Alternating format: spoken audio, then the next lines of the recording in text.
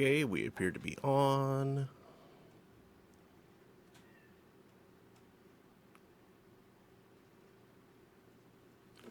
I will wait for feedback.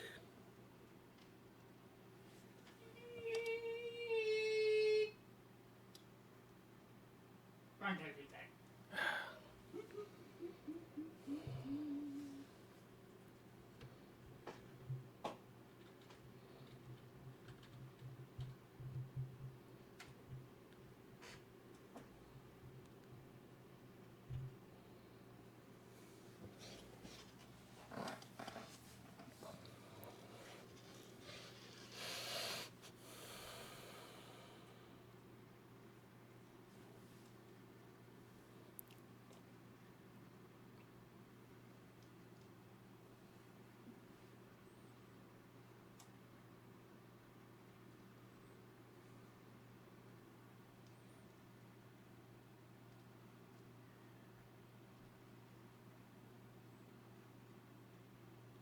Oh, that's probably good. I can start over if it's not actually working. So, good evening, everybody. I forgot what day it is. That's why we're starting late. This is Thursday Throne on Radio PSI. I'm your host, Mark Amsrai, DJ Amstrack. Daniel's back there. And we are going to be continuing the Banner Saga.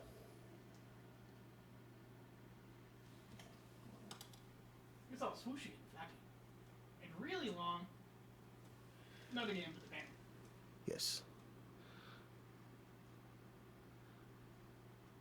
So, anyway, yeah, let's get on with it. It's been a few weeks since we touched it at all. I hope I remember what's going on.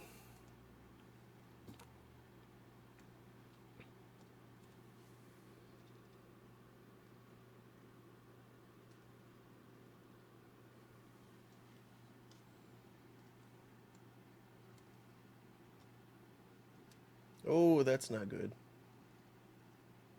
I guess I'll leave that right there then.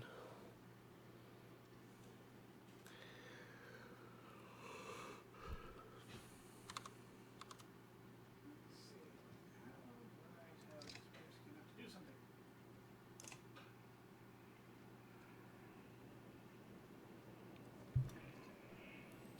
Where did that thing come from? Shh. Stay close. I think it saw us.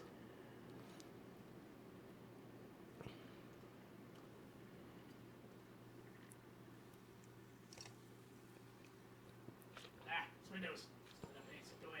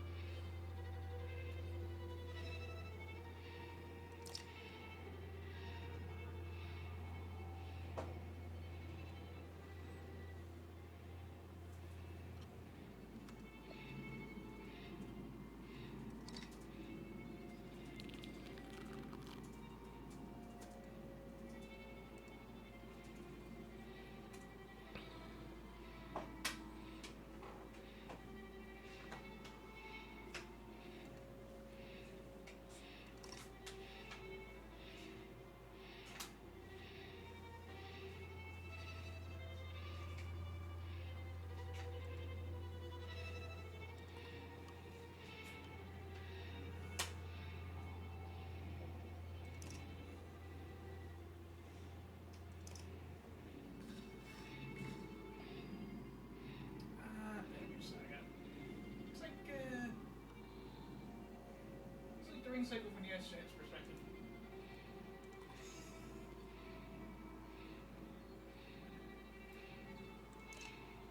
Yeah, the big bike can go diagonally across things.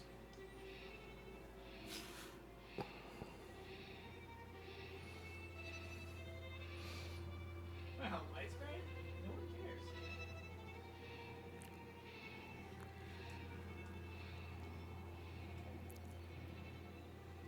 So can anybody hear us? Shoot. That's just me. Ah.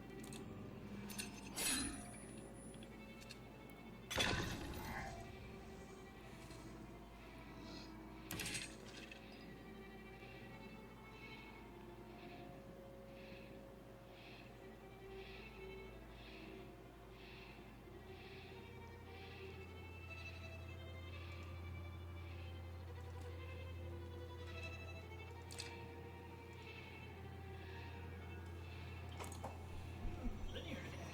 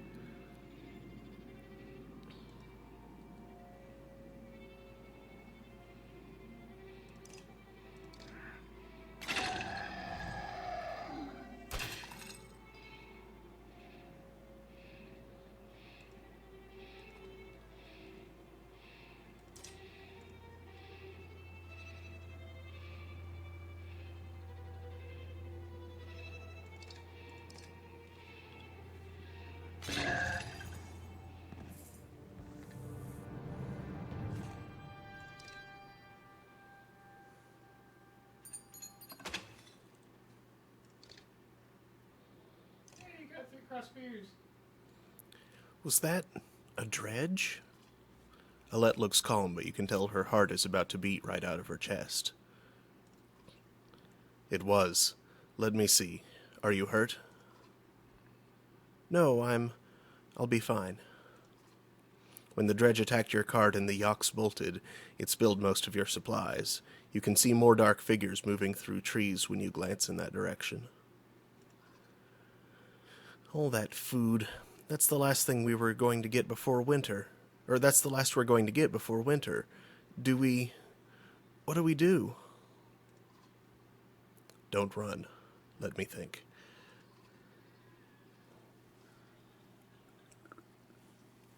I guess I should relocate so I can actually see what's going on. Hey, Box, hold that.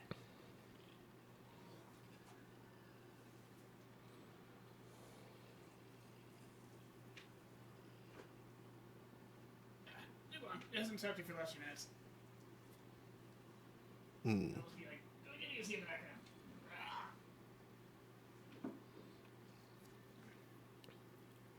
You think you can handle more of them? No, Dad, I mean, we're already lucky to be alive. I know, it's okay. Let's get back to Skoger.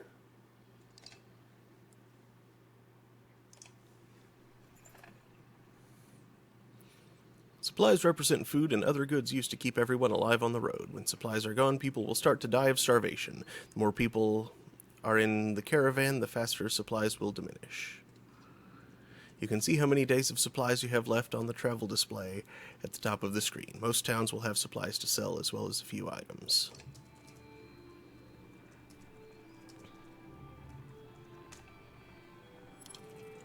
Michael Owen says, having trouble loading the stream, but the Icecast audio is working. Okay. And Chloe Rolo 981 says, "Sup, bro?" Hello. From Twitch. So clearly it's working on for someone on Twitch. Mm-hmm. Oh shoot, I forgot to update the info on the Twitch stream. Oopsie. I never expected to see the dredge with my own eyes. What happened in the north? Already see more between the trees as we approach our home, and the left grips my hand tight. We must find Ivor. Igor? No, it's pronounced Igor. Impressive that they've got grass growing on that, Where's that grass? Yeah, that's grass. Huh. Orthogonal to ice-laced cliff. That's some horticulture. Okay, real quick here.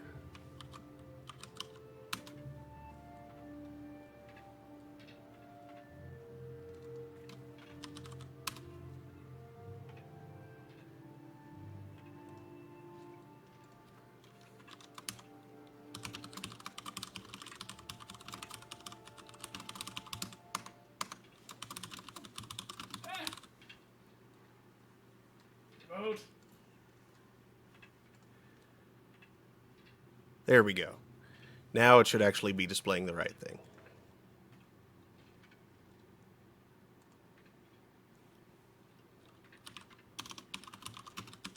For a thing display.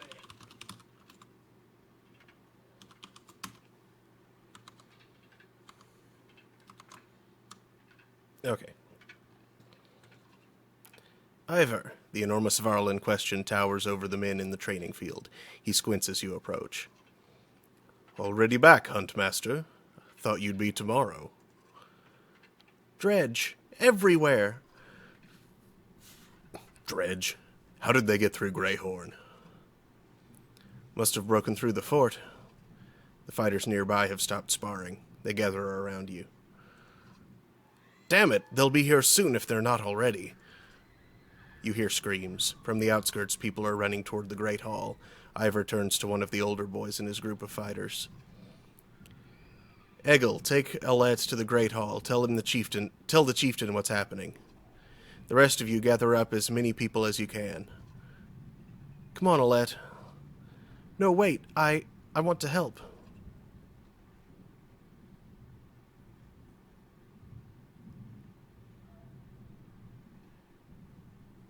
Let them fight, Ivor.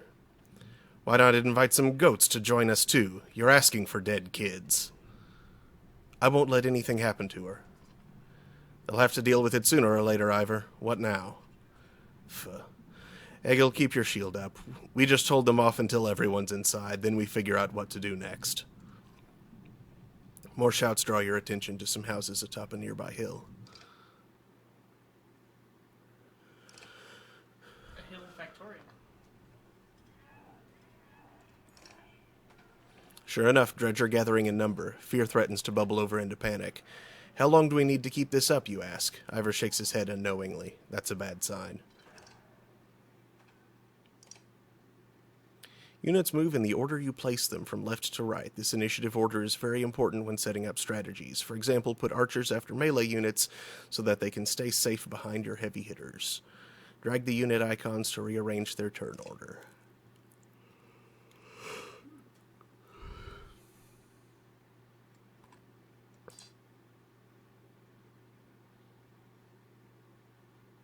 I have no idea what kind of fighter Egil is. Nor do I.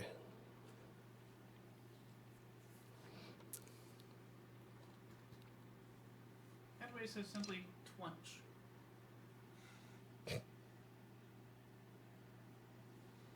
She has a nice bracelet. Mm-hmm.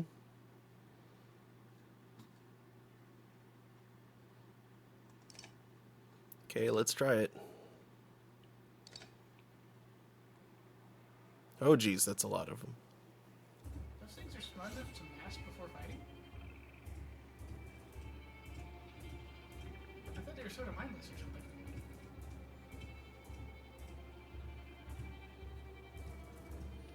don't know.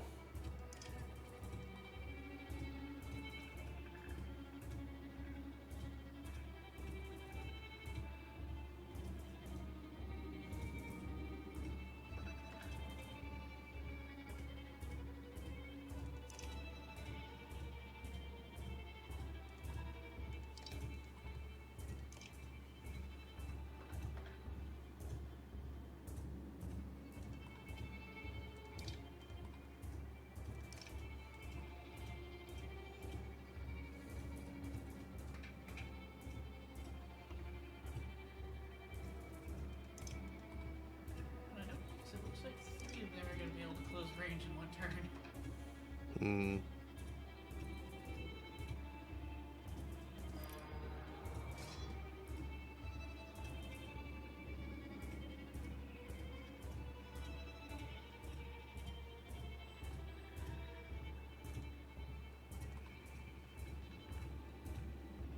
But granted, we're so been too short of time for this area.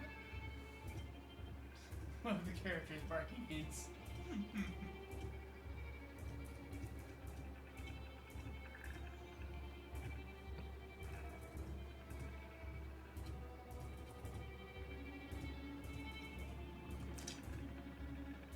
Are those things made of wood? Hmm? The drench or whatever. Dredge? Yes. I don't think so. Brown and also brown. There are things other than wood that are brown. The last one was gray. Ah. Alright.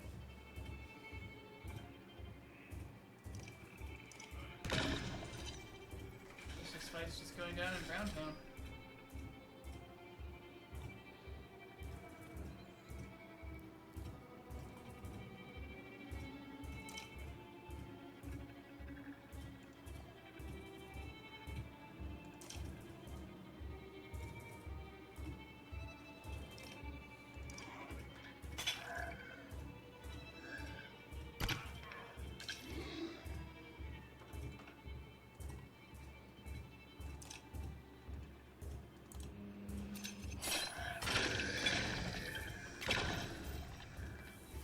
Kill him, bro.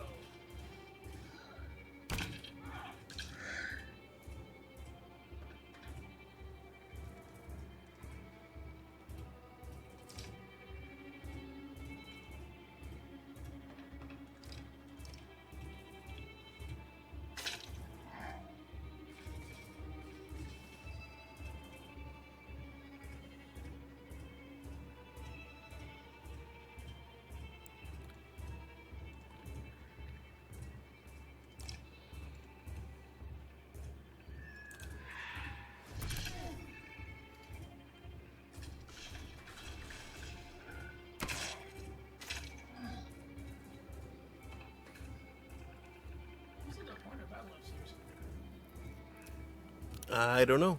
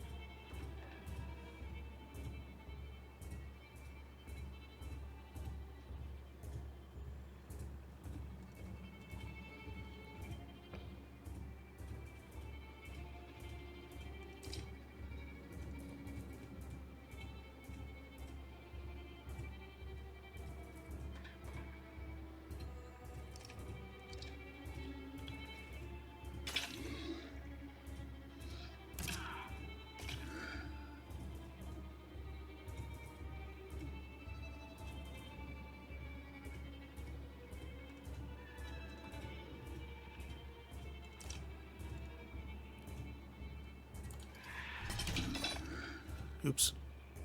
That didn't work the way I expected it to.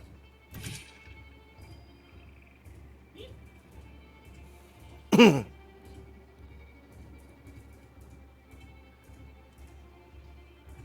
the one hand, your line broke. On the other hand, that guy is surrounded.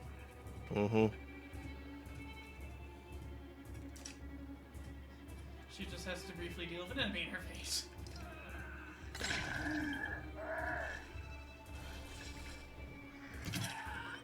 Oh, hell. Oops.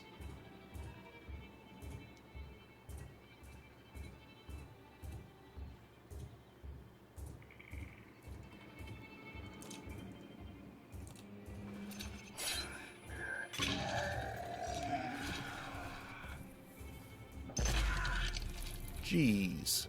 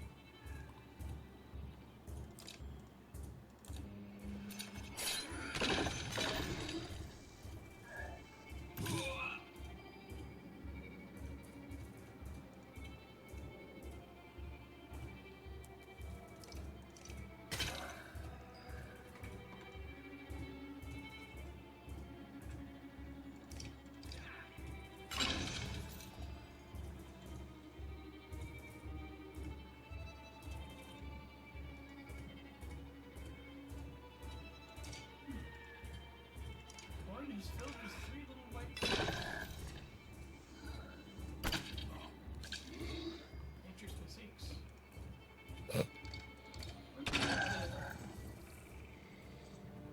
Never mind.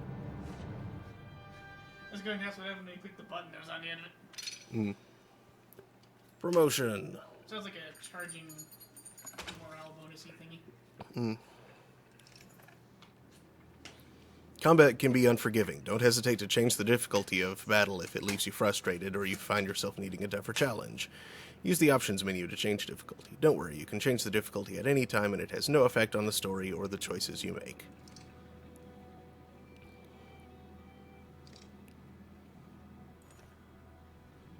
A black horde is forming at the tree line. Enough of this, says Ivar, glancing over his shoulder. We're going back.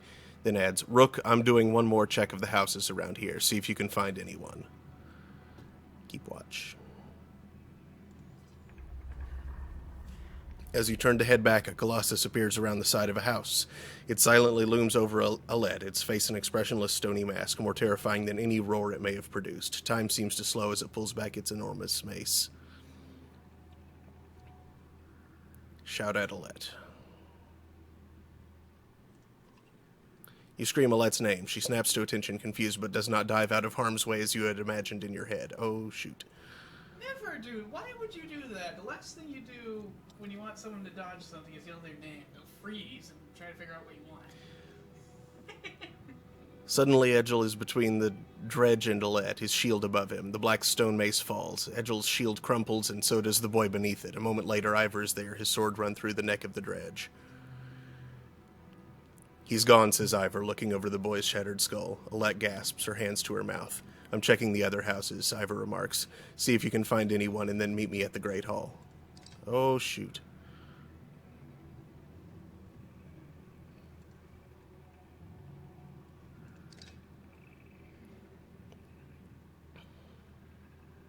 Yeah, I'm thinking arrow or X charge was the correct choice there. Mm-hmm.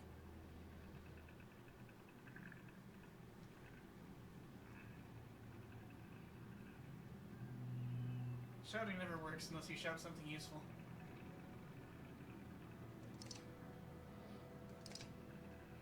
Like, dodge. Admittedly, yelling dodge never worked for Piccolo.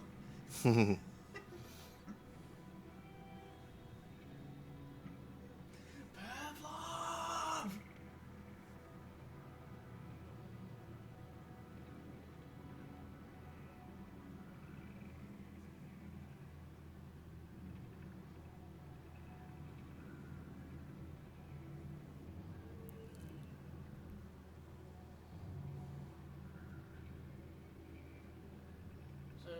reload, or you're just gonna roll to dredging? Say what? You just gonna roll to dredging? What? Are you just going to roll with the tragedy, or can you reload? I'm just gonna roll with it. Where's Oats?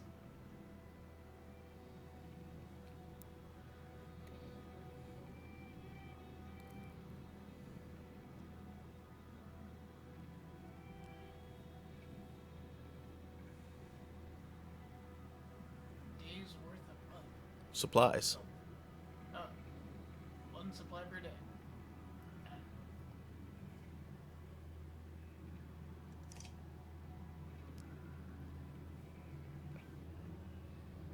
At 15 or now? Oh, 14 now. You gotta leave that one. No, I had more renown than that. 19.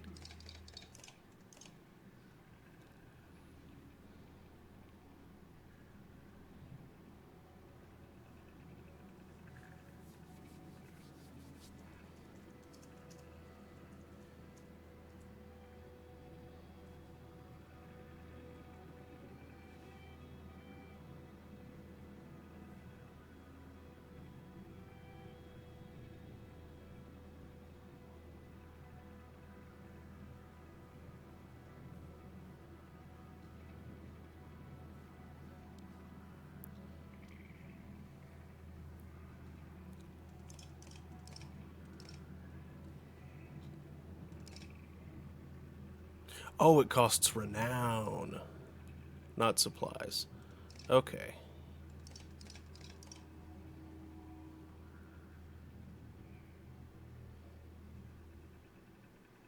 Supplies!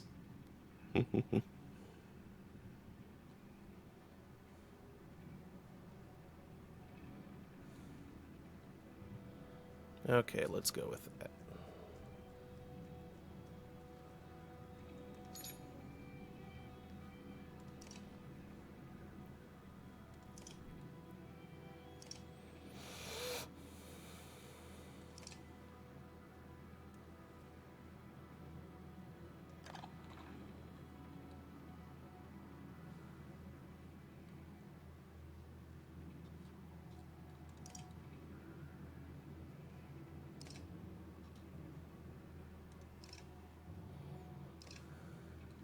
You find anyone? A few, sent them inside. Gods, this is bad. About Gil. It was my fault. He was a good fighter for his age. No family. I thought... I've forgotten what it's like facing Dredge. I'm out of practice, Rook. Look, as long as I've known you, you've always wormed your way out of talking about Dredge. This would be the time to start talking. I can tell you they rarely stop for rest. The sooner we leave, the better. They'll follow us until we're tripping over tired women and children. Then they'll attack. Even after we're wiped out, they'll keep coming, trampling corpses in their wake. There's no end to them. How did anyone survive the Great Wars? Ask the Menders. I wasn't there. But I know you fought your fair share. Yeah, I've killed enough slag for one lifetime. That's why you're going to save us now. Don't lay that on me. Come on, let's get inside.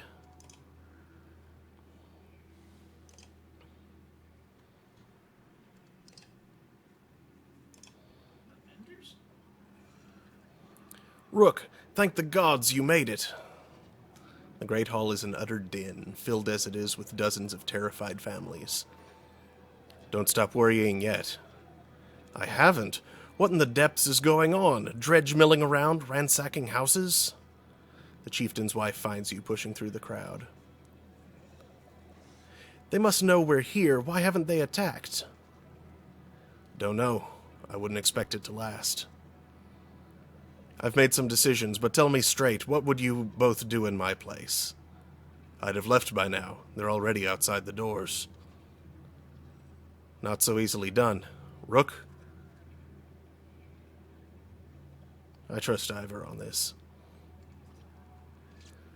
The chieftain sighs a deep and heavy breath, slumping. He looks years older. I imagined us fighting back and saving the town, but nonsense. Ivor's right, of course. We can't just wait to be slaughtered. Where do we go, if Dredge are coming down from the north?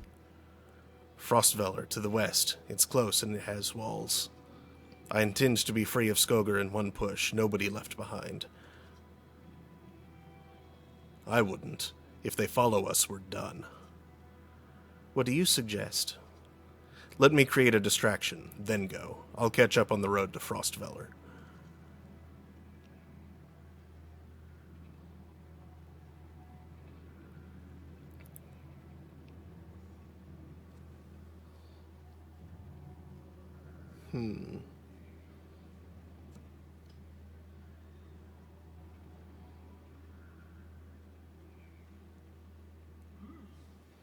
Ivor's right. I'll help with the distraction. The chieftain thanks for a long moment. I didn't ask for advice just to ignore it. Promise you're not throwing away your lives on this. That wasn't part of my plan. Ivor? Nope. Then I'm coming with you. That catches you by surprise. The chieftain rubs his chin, but doesn't argue. From the training she's given Alette, you've no doubt she can handle a bow. Fine, I'll get the townspeople ready. Make your move, Ivor. We'll leave when you're clear. Well, she has fully 2 quitters.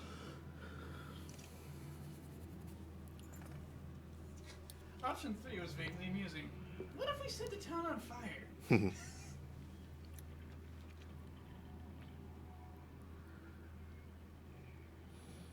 Alette finds you before you have a chance to find her. I know what you're doing. You have to let me come with you. Don't leave me. Please, I'll be good.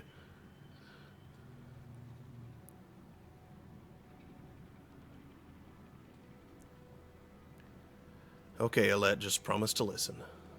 I promise, she says. Ivor soon finds you both. Let's go. Remember, we're not trying to fight them all. We're just getting their attention. You step into the town courtyard where you can already see Dredge in every direction. Ivor starts banging his shield and swearing at them. We kill a few, he shouts, and the rest will follow. You steel yourself for a tough fight.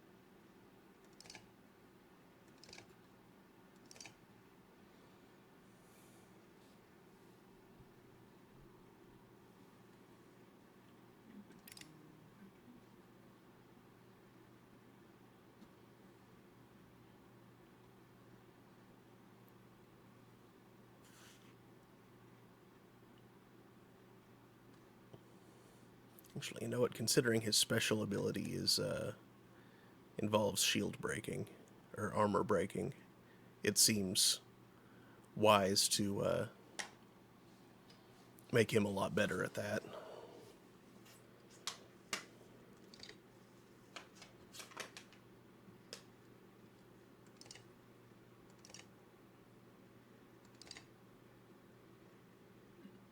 Differing patterns of stat growth than I've got per point.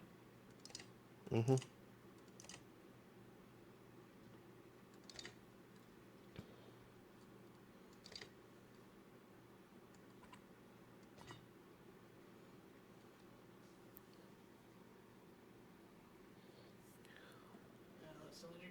Mm-hmm.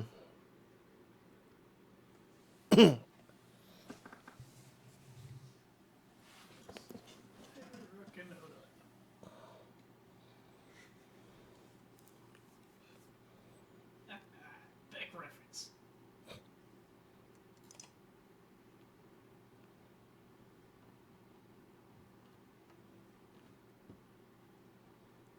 Actually, you know what? If I keep her at the very back and be careful about how I arrange my lines.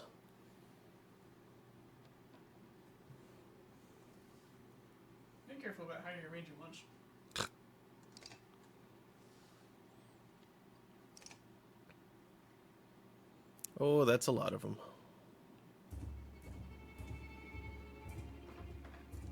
Yep, like I said, kill a few and bail.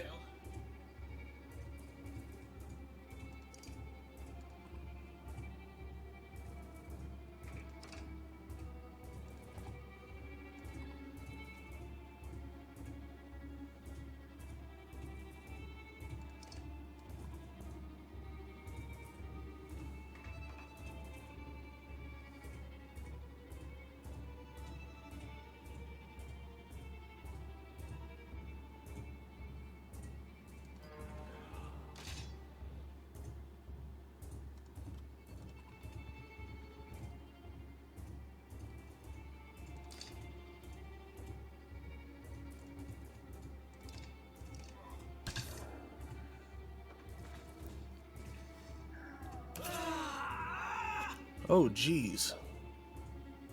What happened? He hit for 7. Ow.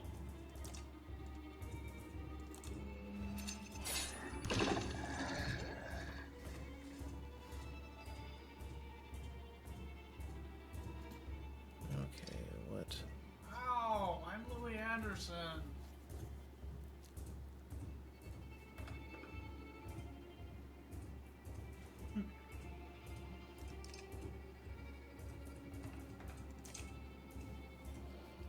We all know it hurts to be Louis Anderson.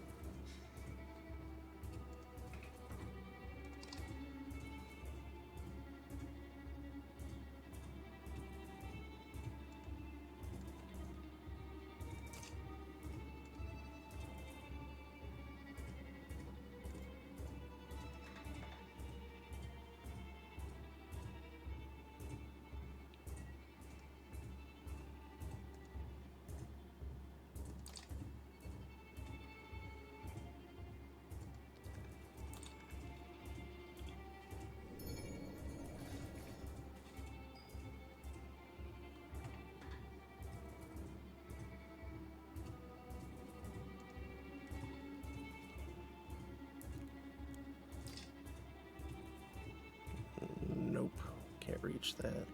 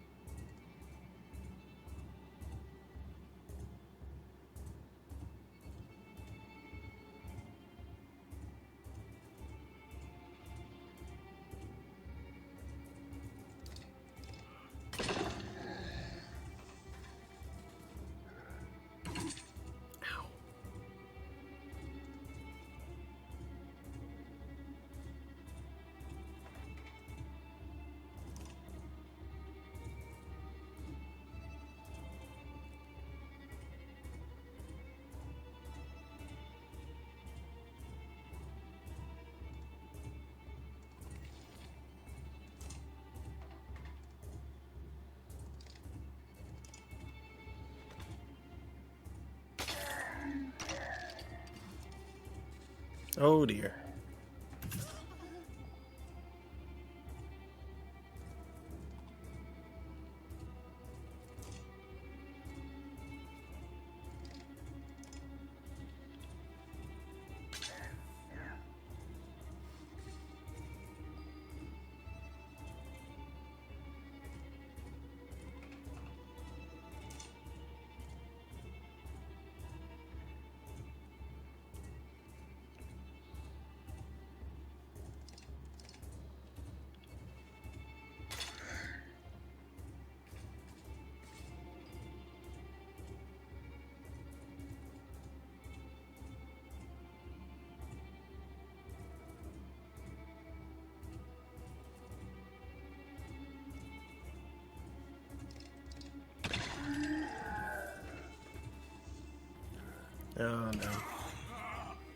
And down he goes.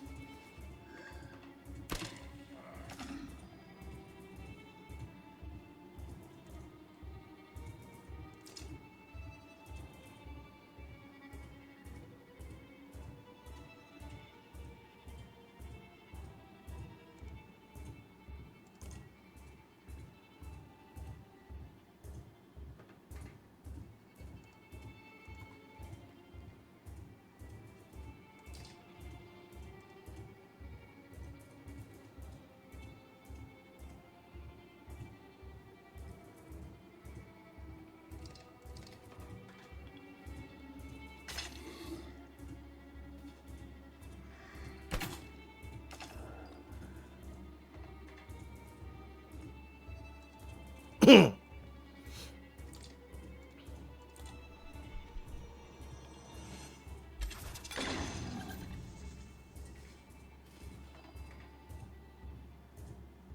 would be a good time to use the orange. What does it do? I have no idea. Playful too.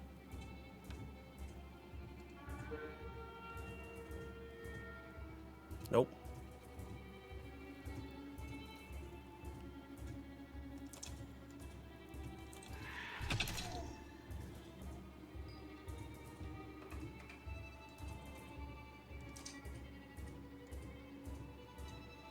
I seem to use one of the charges instead of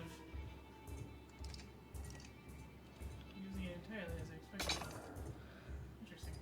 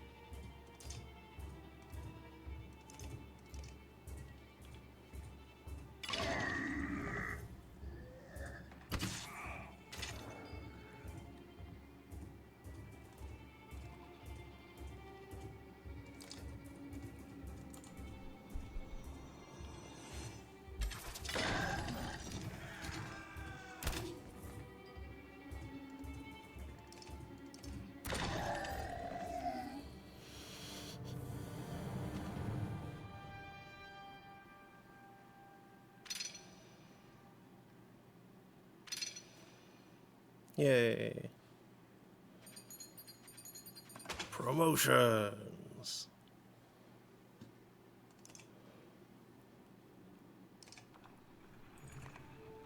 You have no problem getting the dredge to follow. Things begin to look dicey, but you're eventually able to lose them in thick woods, where they have difficulty keeping up. You climb to an overlook and wait for the caravan to appear. An hour later, Oddlife is the first to spot them. There, she points to the road. As you rejoin them, you can tell there was trouble, some people wounded, others missing. A group has gathered at the rear of the caravan. Oddlife walks beside... Or Oddlife? Yeah, Oddlife walks beside a covered figure in the open wagon. Old fool, she says through clenched teeth. I should have stayed with him. The chieftain's death hits you like a blow to the gut. You continue on to Frostveller in silence, Alet's hand firmly in your own.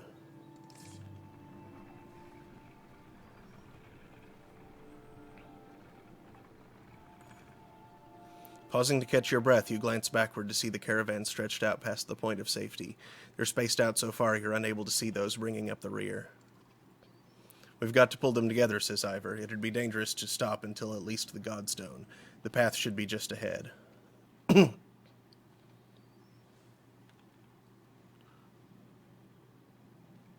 Slow the pace so everyone can catch up.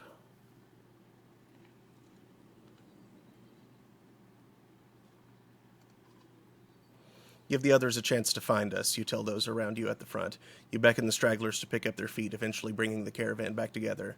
However, many curse the slower pace and the lost time.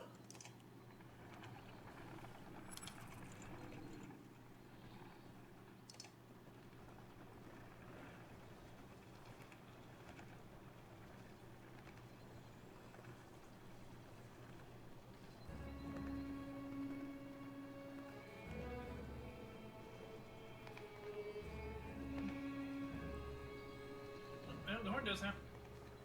Oh yeah? Each kill charges it with 1 star, and clicking it consumes a star to give 1 willpower to the currently active hero. So it basically allows you to sap willpower from the destruction of enemies. Gotcha. Far enough for today, I think. After a day of misery, men and women drop their meager possessions beneath the godstone of Hridvaldir. What are we doing? We just left our homes because suddenly there were dredge.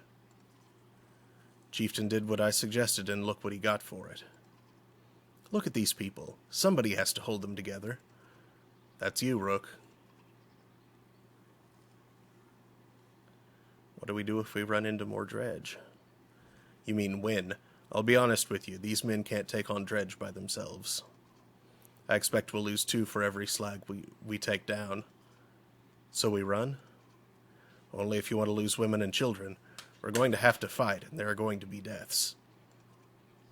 Gods be damned, why is this happening? Think of how I feel. I'm stuck nursing a bunch of weaklings. You do care, I can tell. Pheh. Men are a plague on the world worse than any dredge, as far as I can tell. Chats like this are why we get along so well, Ivor.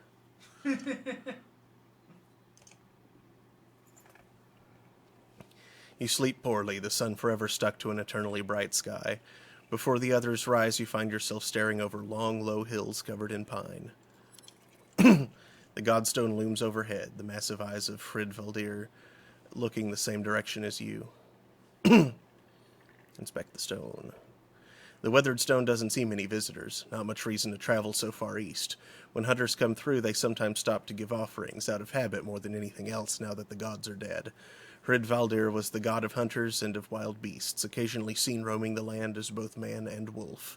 He was always depicted in effigy with his terrible spear.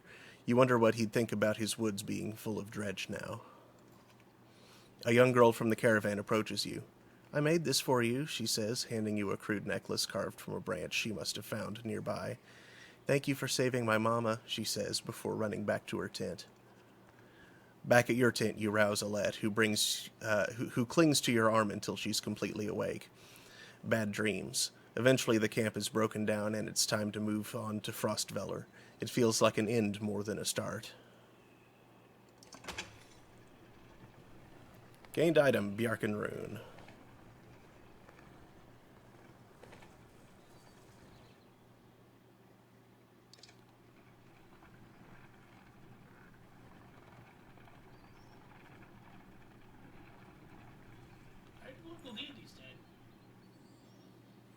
The caravan halts when a group of men appear on the trail, weapons at their feet. We've seen the dredge in your wake, says one. We don't wish to meet them alone. If you'll let us join you, we'll show you a watering hole with enough animals to fill those supply wagons. An inherent fear of strangers raises mutters from the caravan. What are you doing out here alone? We were hunting here for food when the dredge found our village, says the man. When we return, he looks away, unable to finish. Allow the men to join you. If you'll be no trouble, come along, you say. The men cautiously join your ranks and prove trustworthy. The hidden watering hole nearby is teeming with animals, and soon your supplies are nicely restocked.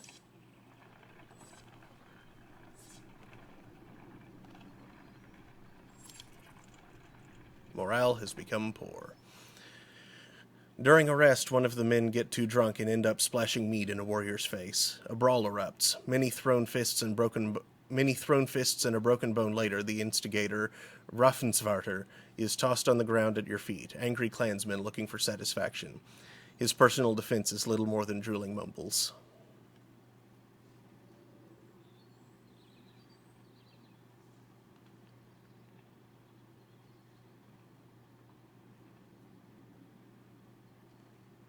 You tie him up until he dries out. You grab a rope from the supplies and make short work of the sot. A few onlookers throw scraps at him, but most just walk away and laugh, at least content that some measure has been taken.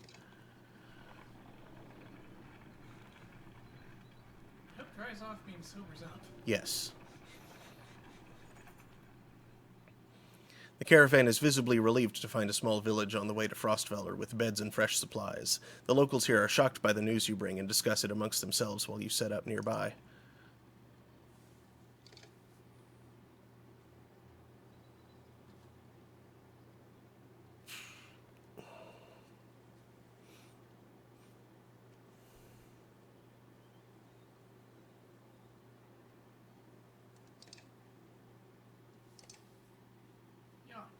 It's like a yak and an ox.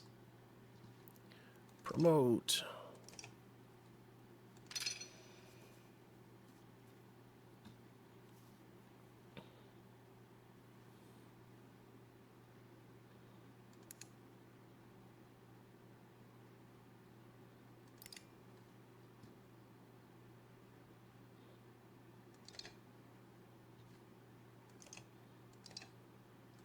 What's the shiny yellow stat? Morale.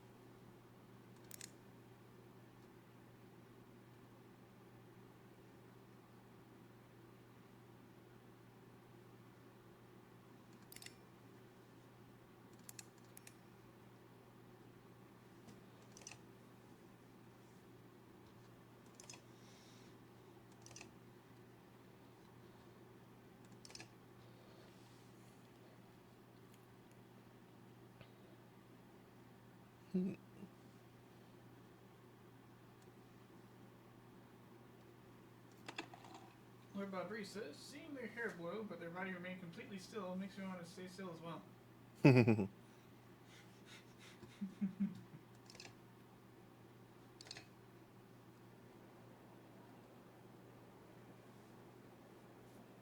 Just stand there with a big scarf flapping a breeze that doesn't exist.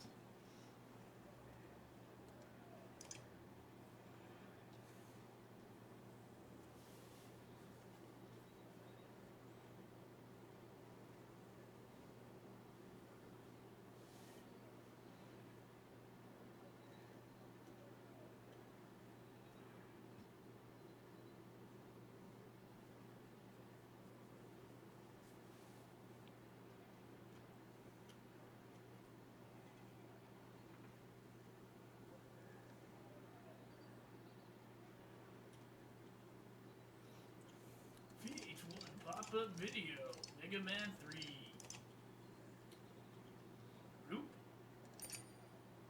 Hagen's scarf actually had servos in it. That's why I did that.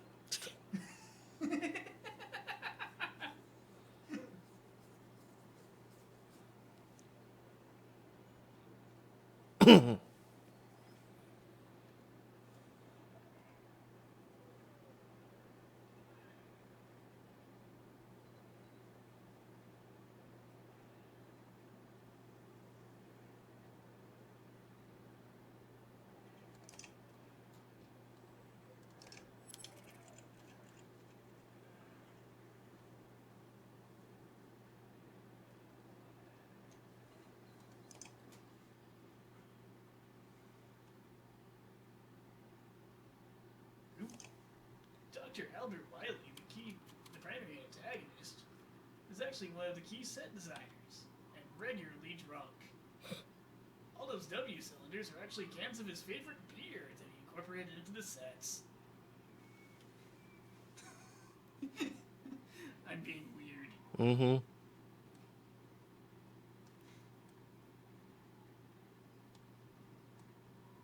And making an obscure Bob and George reference with Wiley beer.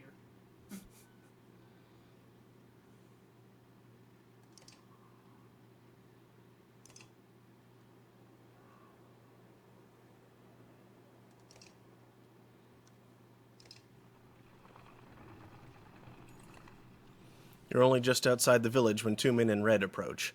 My name is Hogan, says one, gesturing to the other. My brother is Mogan. Many from the village wish to join you to Frostfeller. A third man, exuding rage, charges up to the group. Shut your mouth, Hogan, he screams. Yeah, brother. What's going on? These bastards don't speak for us. They've been trying to divide the village since you got here. True, you can keep whoever wants to stay and die. The rest of us will go with the reasonable people of Skogar. I'll have you both gutted before I let half the village desert. Behind the angry villager, a mob of armed thugs have appeared, all furrowed brows and nervous stares. You both know what will happen to the rest of us if the fields are abandoned. Nobody leaves.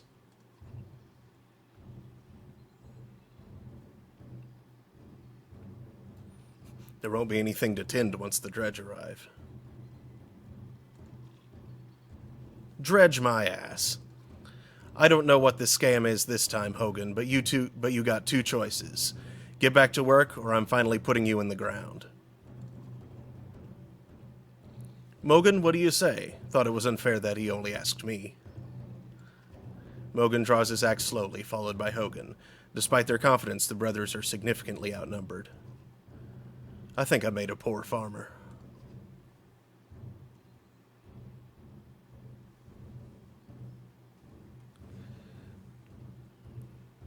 Oof, I don't want to get involved. I wish you could keep them from fighting. Mm-hmm. That'd be nice. You step back as one of the thugs lunges forward and is caught in the ribs by Hogan's axe. The air soon rings with the sound of screams and axe heads against shields. 4 men lie dead on the ground before the others run. You hurt, Mogan? No, we should have done that years ago. Nah, I can't go around killing for no good reason. This was a good reason. Self-defense? Yeah. The brothers head back into the village, and soon many of the villagers have joined your caravan. Hogan introduces you to his young son and wife, all grins, unconcerned about the fact that you never agreed to let them come. You don't bother arguing. Before long, you set out again.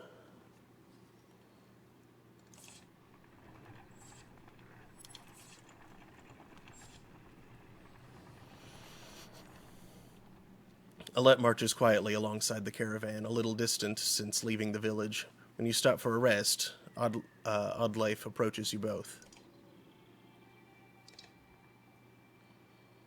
Alette, I have something for you. Oddlife has gathered up the long banner from the caravan and smiles warmly as she passes it to Alette. What's this about? I was hoping you'd sew up the banner with everything that has happened since we left Skogar. Come find me another time, Rook, and we'll talk. Before you can comment, she departs. Dad, are you the chieftain now?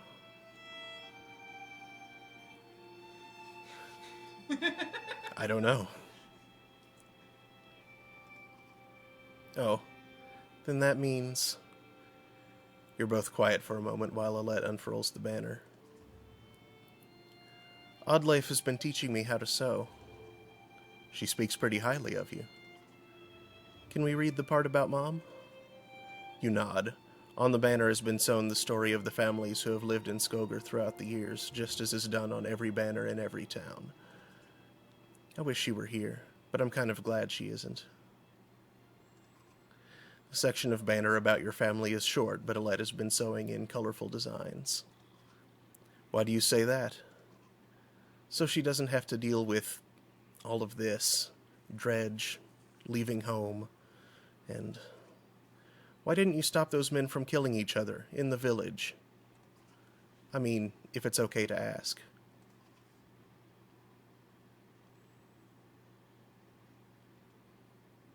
It was the best of some bad options. Boy, that's the player talking directly to the character there. Mm-hmm. Those were bad options. Deciding what happens to other people. I'm glad I'm not you. I wouldn't know what to do. It's not exactly my calling either. Yeah, I know. Dad, I think you're doing a good job. She hugs you.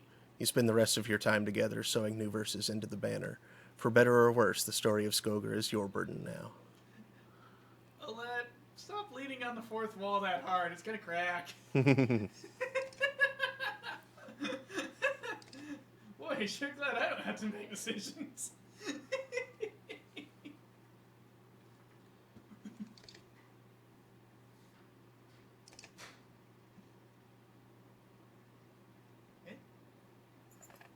Training Tent allows you to test your party against a team of clansmen of equal power.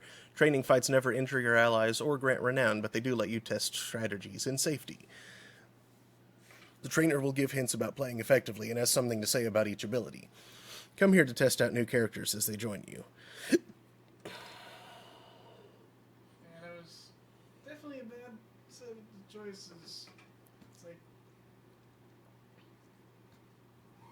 strike down potential allies, strike down innocent, frightened villagers, or possibly stand there and let them kill each other.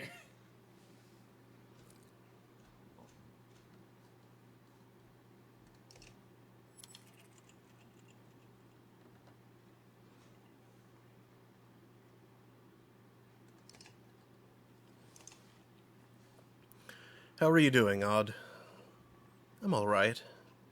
Not at first. Sometimes when a loved one dies, people say it doesn't sink in for a while. It sunk in for me right away. People tell me I'm a strong woman. It's funny, my father named me Oddleif before I was even born. He wanted a boy so badly. Strong woman. What does that even mean? Meet a badass. People look up to you. Don't take this the wrong way, but I don't want to be known for handling my feelings. If I feel nothing about my husband dying, people think I'm strong. If I cry because my insides feel like they're on fire, I'm weak. Why does that feel so backwards? I'm sorry, Rook. It's been hard. You're not sure what to say. In the many years you've known the chieftain's wife, this is probably the most you've ever talked. You asked me to come find you? Yes, it's about the banner. I thought about it a long time. He asked me to give it to you, you know, if something happened.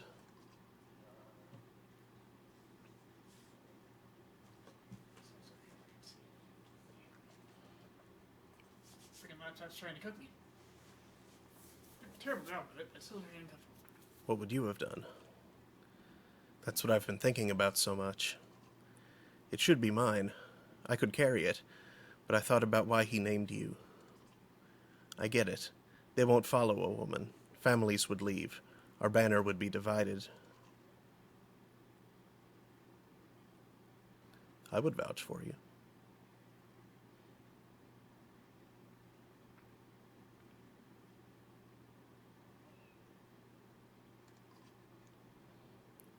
Come on, Rook, this isn't the time for pretend.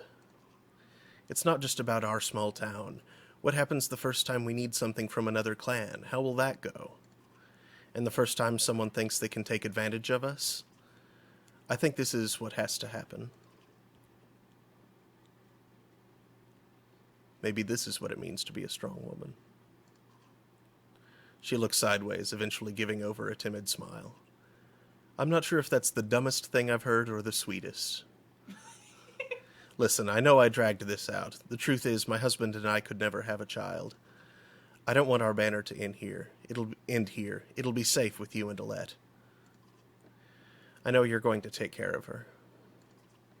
She puts her hand on your shoulder as she heads back to the camp.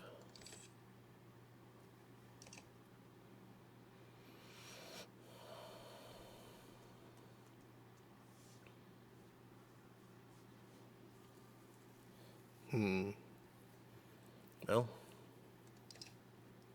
let's see here. Liam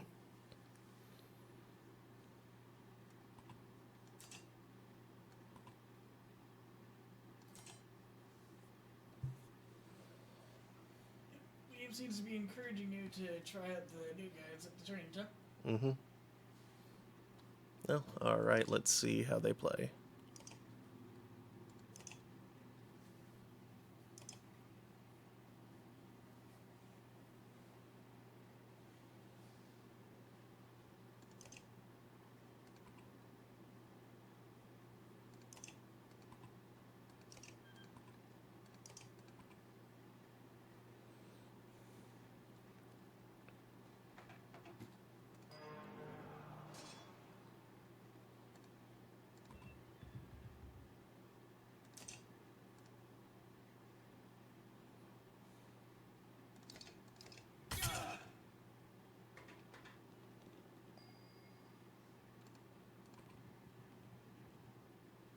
Bloody Flail.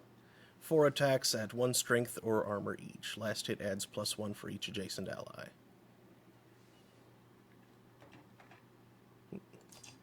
Each ally adjacent to the target or the user? It doesn't say.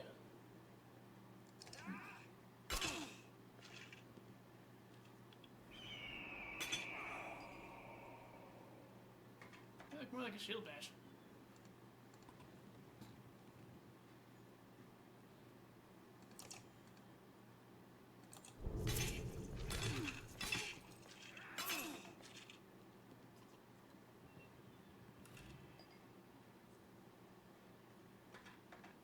Form up an ally before you do a thing. Say what? The trainer's saying stuff. I missed that one. Said form up on an ally before you do something words. Well, that's helpful. I'm guessing because, like, when you're with an ally, you related to combo or something? Mm.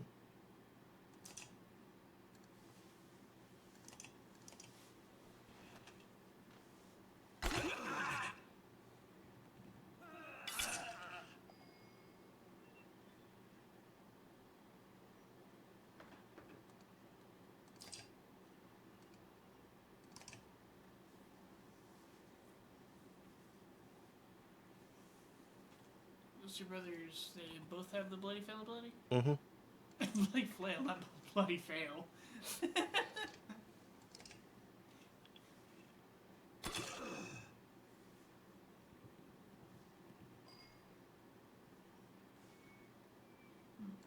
Don't get surrounded. Keep them in front of you.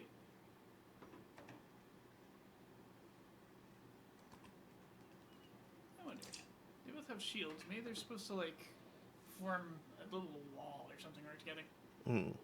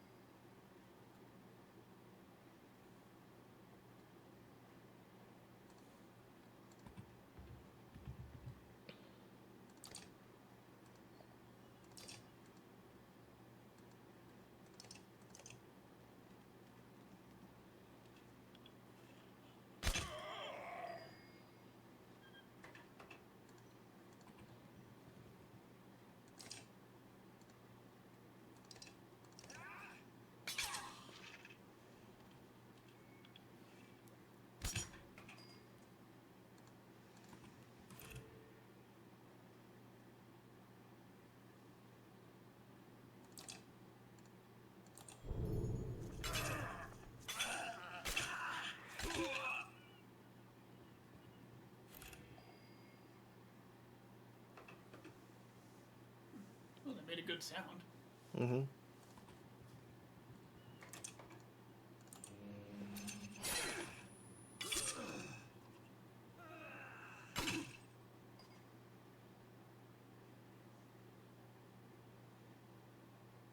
Aldrich was saying, pay attention to what they do.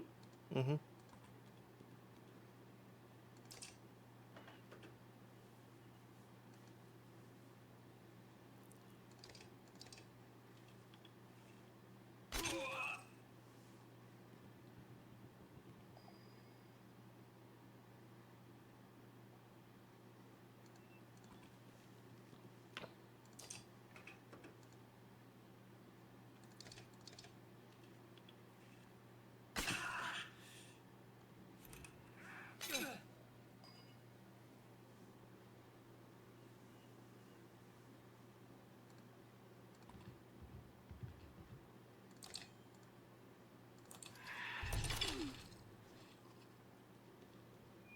Push enemies through their allies or push friends into a better position to attack.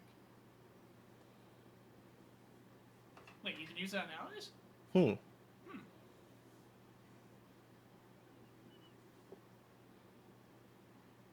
Useful trainer is useful.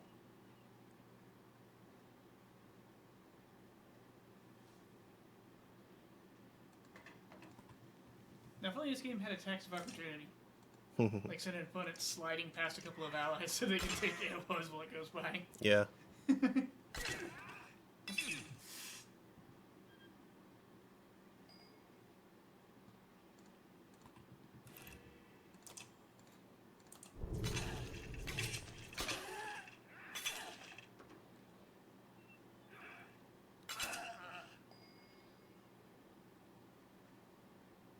Oof, he's not doing so well. Back up.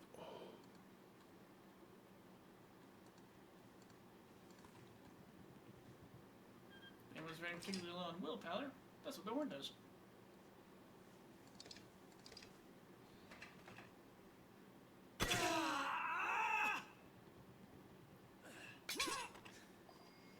Ouch, such sounds of pain.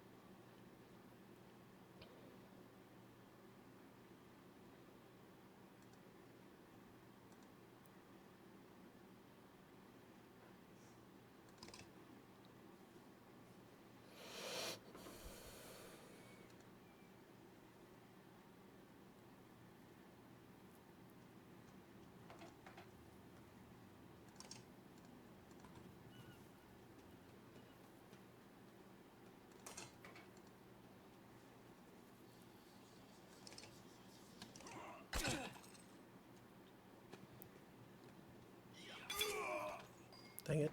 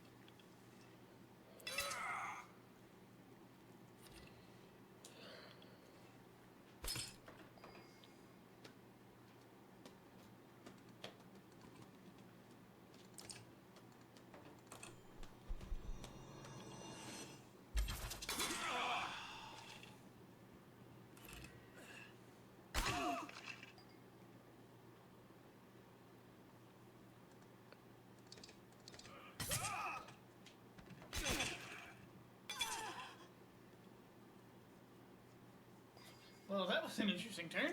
Mm-hmm. Maybe if you can. Something wounded knee. A wounded enemy will just slow down his allies.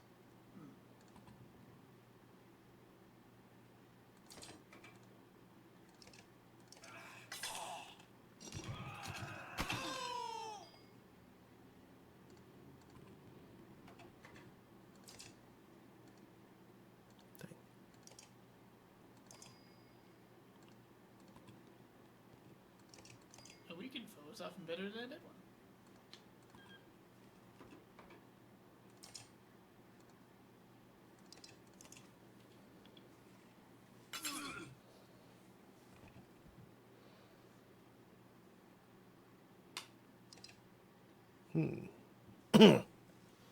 Oh, all right then.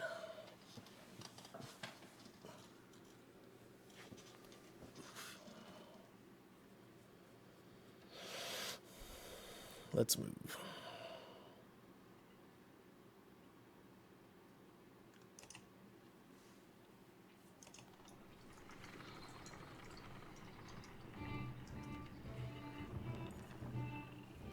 At a small split in the trail, a few fighters stop to speak with you, each carrying a single pack. We recognize this place, one man says. Spent several years here with some kin. If they're still around, we'll have to warn them what's coming. With luck, we'll find you again in less than a week.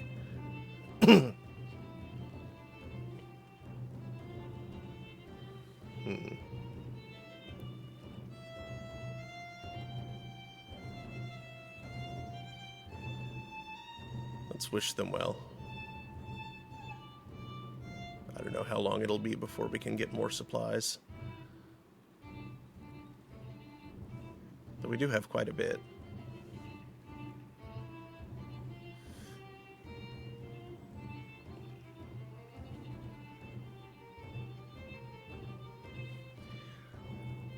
Yeah, you know what? Yeah, they returned to you with more reinforcements. Mm-hmm. Of course, I think I can smell dice rolling underneath, though, so whether or not they succeed may not be upset. Mm-hmm. Well, let's try it. If that's all you're taking, you may never make it, you say. Grabbing a few items from a supply wagon, you strap the additional provisions to their backs. Search for family instead of food, you say with a smile. The men clasp wrists with you before departing. I should totally earn me some renown. Yep, 10 renown. Because that's what a hero does. Hero things. Complaints of Raffensvarder's excessive drinking have resurfaced. This time the man stumbled over some tent ropes, pulled the snagged canvas through a campfire, nearly setting a supply wagon aflame.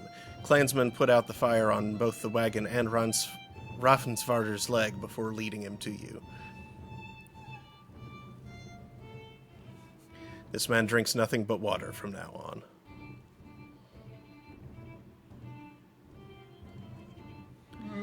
Raffensvarder groggily agrees, slurring his way through promises to quit being such a nuisance.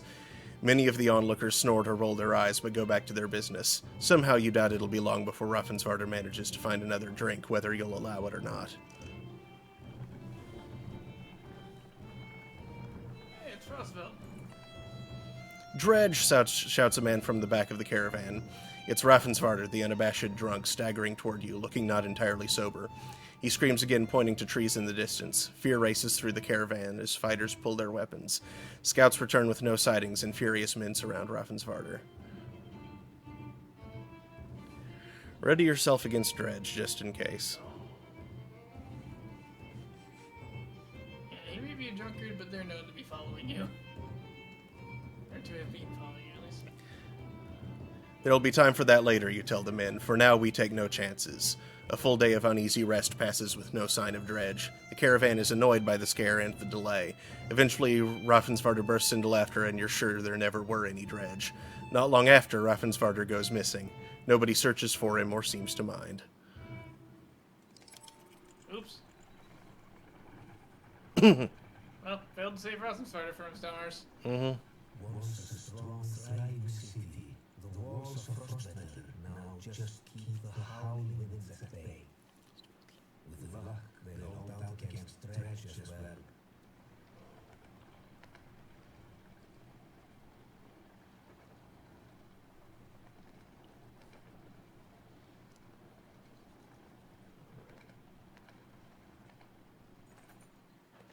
You jostle through fallow crowds of sunken faces who appear as though they've been freezing in front of Frostvettler for days. The gates are closed. You come to a stop at the bottom of the hill. This is not looking good. Why are there so many people in the fields? We can't stay outside in the open like this. Oddlife finds you amongst the many refugees. Rook, I just talked to some of the women here. Nobody is being let into the city. Why? It's overrun with Varl from Blotzbalker, Greyhorn, people from Britta and the nearby villages. The dredge are everywhere. And the chieftain of Frostvettler has locked himself in his great hall. That's when they closed the gates. When the dredge come, these hills will turn red. We have to get in there.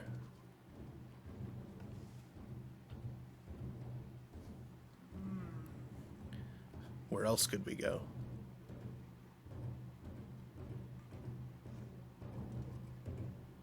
With our whole caravan? South, but Sigerholm and Borsgard are so far away they may as well be horse-borne lands. The dredge are moving south. If we keep going west, we might get out of their path. Wormtoe is half as far as Sigerholm and full of Varl. And across the wastes, these people won't make it. I don't like any of these ideas. That's because they're all bad. There's no point talking about leaving. We have to get in there. I said what we're all thinking.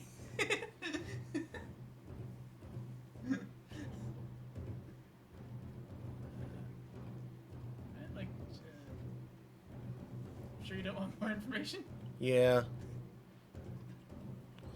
I see a lot of people gathered around at the rest houses and the gates. We could find out what they know.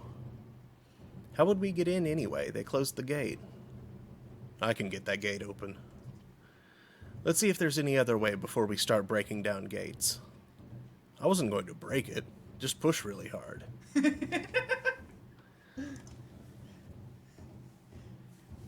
Hey, straining the arms of the men trying desperately to keep it closed isn't too different from breaking it.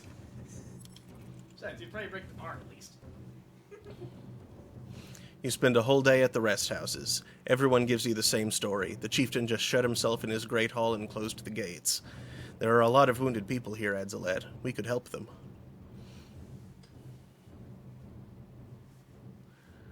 Tend to the wounded.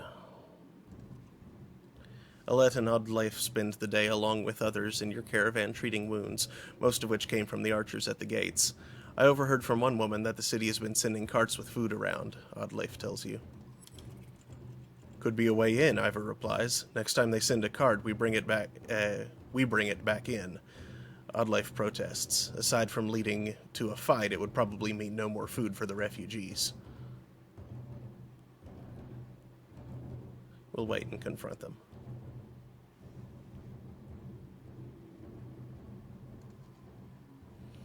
Keep your sword down until we need it, you tell Ivor. We'll make a deal unless they're looking for a fight. Early the next day, you spot another cart leaving the gates of the city. After they've thrown their scraps to the refugees, you approach. Stop. My friend wanted to talk with you. It's not what I wanted. Think I can guess why. If we knew there were more fighters in Varl out here, Ekil might have brought you in the city.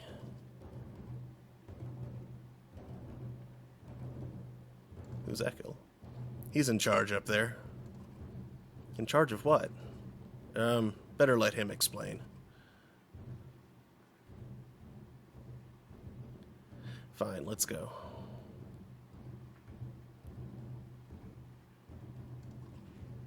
He nods. You follow him back up to the gates, where they open the doors for you.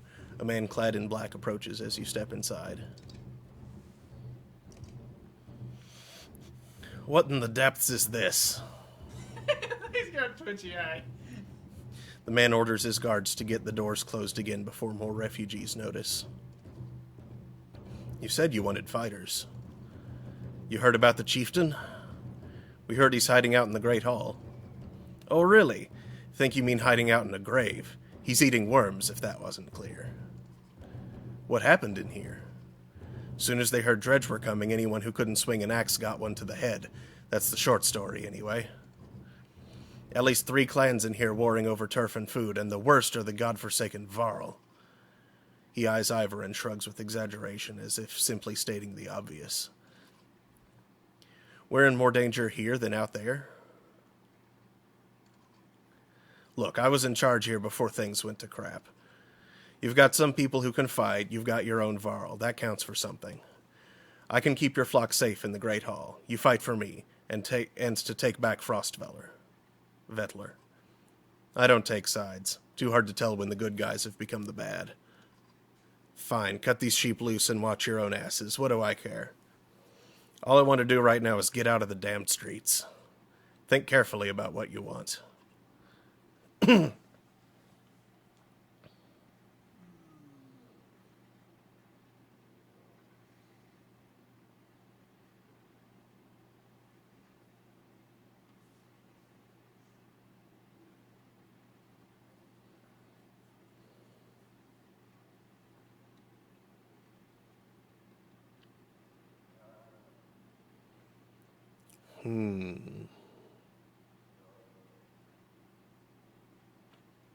I don't think I really want to stay here.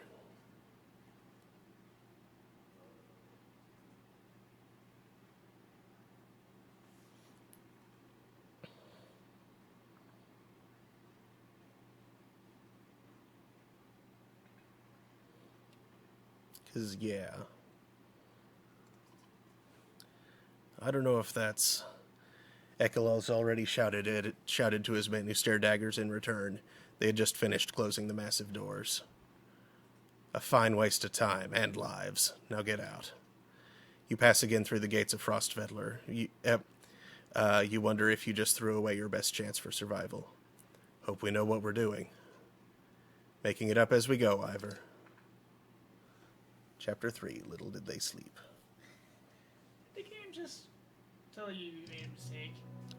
Maybe.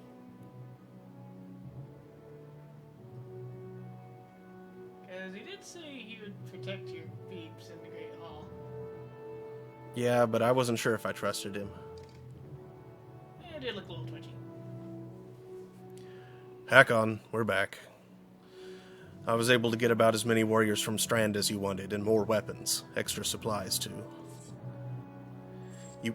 You perk up just now realizing Moger has been talking to you.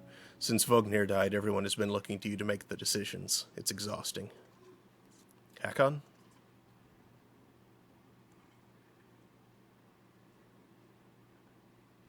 Sorry, just tired. Go on. I was saying the Varl we sent to Strand have returned. The governor gave us most of what we wanted. Good enough. Much resistance from the governor? Some. I don't think he was happy about us buying his fighters using his own money. He also insisted we take on a lackey of his to watch over his property, a man named Eric. Eric? I met him. He seemed competent enough. Regardless, the governor will have to get over it unless he wants Dredge crawling through his streets. We've put down every slag that has wandered through here while you were gone. Enough flapping of mouths, then. You sure that wound is healed, Luden? I agree. Enough has already gone wrong. If something happens to the prince on a mission of peace, the alliance would rot. Or worse.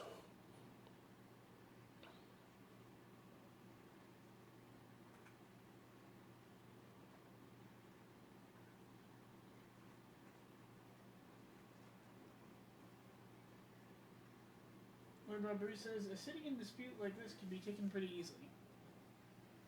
Yeah. That's what I'm referring to, yeah.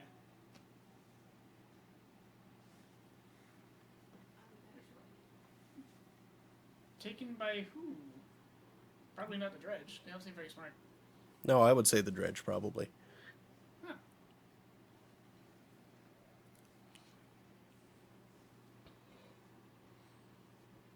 Luden makes his own decisions.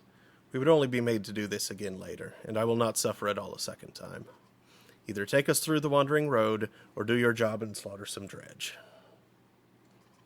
Luden turns abruptly with a scowl. He stamps back to his ring of tents and followers.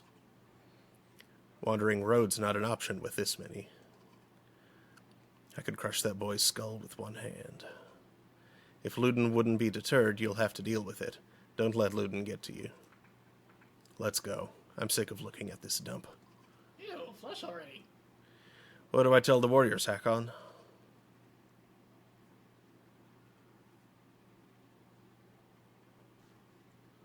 Tell them to be cautious. No more losses.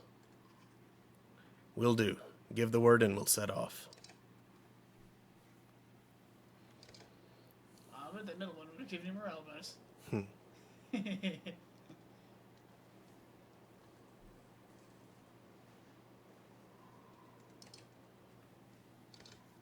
Try to deplete the strength of all enemies in a battle before you start killing. There are strict limits on the damage that armor attacks do, and weakened enemies will have a hard time damaging well-protected characters. Makes sense. Mm-hmm. You knew him well, didn't you? Vognir? No. Ah, well, I don't know. I remember him. Always rushing about with some important business, but I never knew him. Never got a chance to talk much. Longer than I did, in any case. I suppose so. When he spoke, Varro listened. I knew that. I could use help there. The Scrivener leans back, considering the sentiment. I've seen worse. They respect you for your ability to swing an axe. They need to respect you for your actions. But you're not talking to the right Varl. Mogur's got some skill there. Most I can do is hold a quill.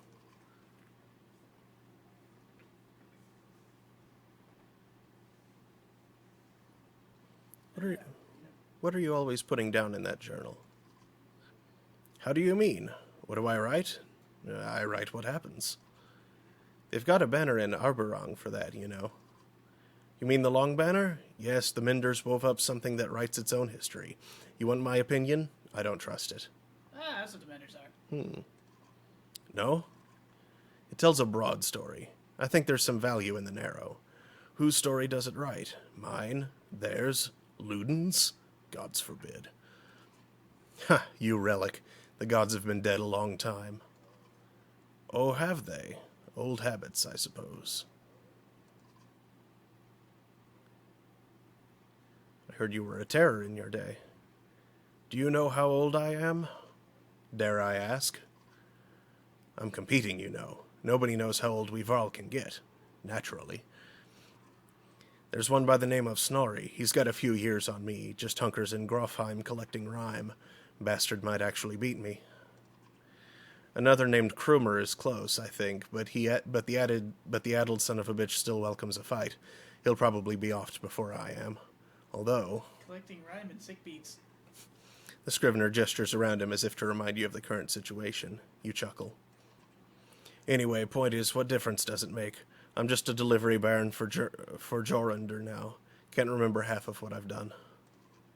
Hints the journal? Hints? Don't get fancy on my behalf, Hakon. Okay, I won't. Hence? What sort of a fancy word is hence? What do you suppose happened to the sun? Gods, how should I know? Never seen something like this before. Are you worried? Some of the Varl in the caravan think the world's coming to an end. Others think it's the best thing that could happen. No more black months. I'll take it. If it's the end, I'm ready. What about the rest of us? To the depths with you. Ha! Get some rest. Always more marching to do. I've hoofed more hills than a horse born with a grudge. Don't worry about me.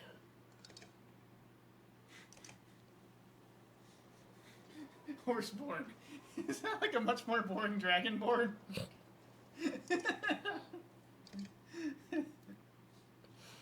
I'd ask how you're dealing with Vognir's death, but I already know the answer. Do you? Steady old Mogger, which is good. I know most of these Varl, but they're not under my command. They came to follow Vognir. Tell you the truth, I wouldn't want to be in your position either. Anything you can tell me about the caravan? Throw together this many Varl, half of them want to hit each other, the rest want to be left alone. Anyone I should keep an eye on? There's a couple of clan leaders trying to show off for each other. Not a big deal, I've got it under control. The fighters we just got from Strand aren't bad, but they're unruly. Give it a few days. And there are a few moaning about fighting for you instead of Wagner. Those are the ones to worry about. What about Luden's men? They don't want to hear anything from me, I know that. Any problems? Could be. Luden's pet Varl named Bercy. I'm not sure where he came from or what his deal is. Bastard knows how to fight, but there's something I don't like about him. His girl in red is scary too, Irsa. She's probably the best fighter Luden's got, to be honest. I've overheard some of the Varl call her the witch. Why? The flaming arrows, I think. It's a good trick, but the fire upsets our Varl more than the dredge. Still doesn't make much sense. Witch? They're not scholars, Hakon.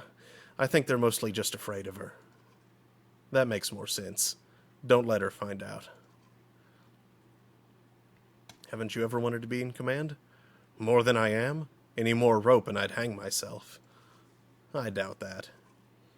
I forget, you weren't around back then. At one point I had more rope. I hung myself. So no, I'm not interested in command. It's all yours. Thanks. Think we're walking into a death trap? Yep. This mini Varl? No, we should be all right. Things could get rough, though. I don't like being the one to send Varl to their deaths. I like worrying about myself, and that's the extent of it. Who would have expected Wagner to drop like that to a couple of slag? I'm still wondering what happened. He had hundreds of dead slag to his name. I don't get it. Just happens sometimes. No big moment. I'm sure it surprised him even more than us. Although I have to wonder. Nah, never mind. Anyway, I'll worry about the warriors. You worry about not doing something stupid. That's asking a lot. What were you holding back about Wagner? I'd rather not say, Hakon. Why not? It's the kind of thing that'd get stuck in your head, and you need a clear one. It's better if you let me worry about it. Hello, Remy. If you say so, keep it to yourself. If there's a reason to bring it up again, I will. Let me know if you need anything else. I will.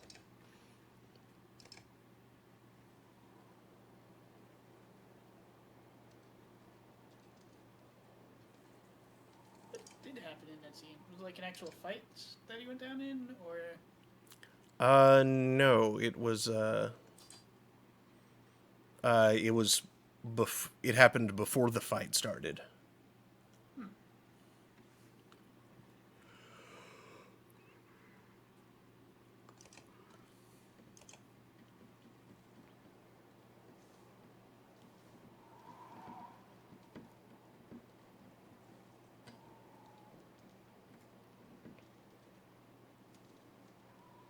I wonder if he faked his own death or something. No, he was definitely dead.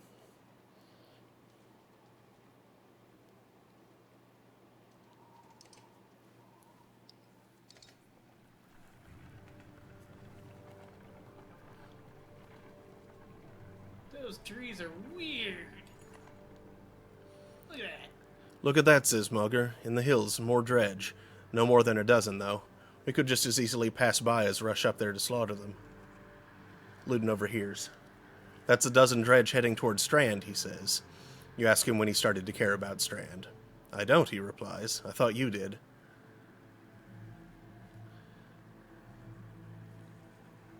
It'd be a waste of time. Strand can handle that.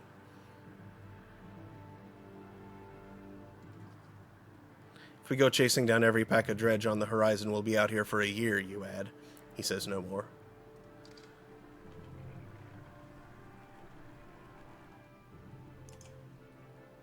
Hack on! You can hear Luden's hard-booted trot as you set up camp the first day and brace yourself. Can we speak? As equals? We can try. It seems clear to me you plan to kill a lot of dredge along the way. Am I right?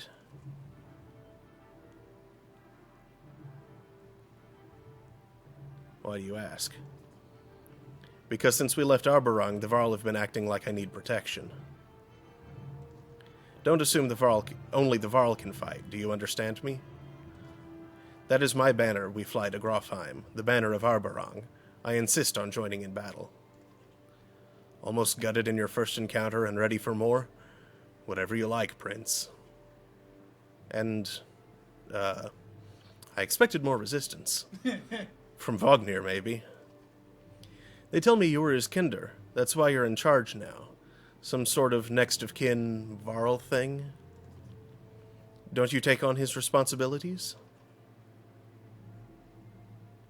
In my own way. Then stop acting like I'm a thorn in your side. When you're nearly 200 years, it's hard to take a 20-year-old man. Is that right? Seriously. You better start. We'll both be kings someday. And that's the last thing I need to think about right now. Luden looks at you as though you just punched yourself in the face. He heads back to his tent before saying whatever was on his mind. How do you look at someone who punched himself in the face?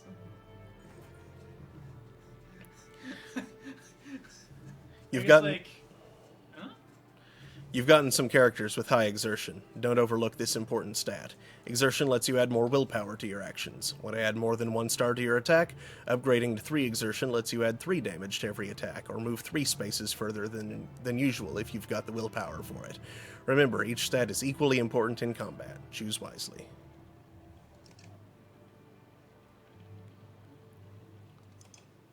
I mean, you're a cat on the internet. You have a moment? As you approach Bercy, he lowers the book he was reading. He doesn't strike you as the book-reading type. You're Bercy. You're Hakon. We've gotten that out of the way, haven't we? I had some questions. Say what you want to say. What's a Varl doing working for Luden? What's a Varl doing working for another Varl? What difference does it make? It looks like you're in charge right now, so do me a favor and don't get Luden killed. He's important to you? No, but that's one way to put it. Where'd you learn to fight? Same way as you, by fighting. You know what I mean. I robbed well-protected merchants for at least one man's lifetime. Is that what you mean?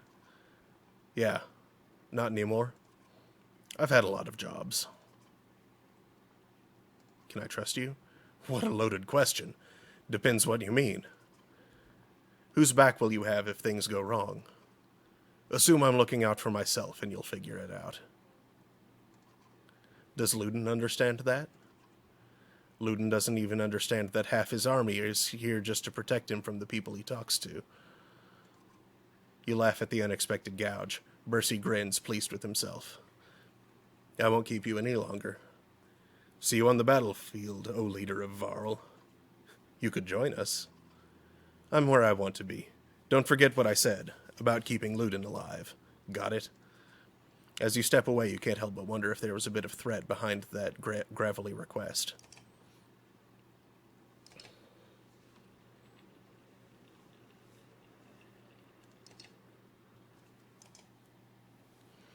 Yrsa, right? She watches you approach with her head tilted back and points a thumb toward Luden's tent. No, here for you. Oh? Can we talk? Yrsa shakes her head no, a smile on her lips, eyelids low. Why not? I don't. In those two curiously contradictory words, you get two impressions. She has a beautiful obsidian voice, and this might be a complete waste of time. She watches you expectantly.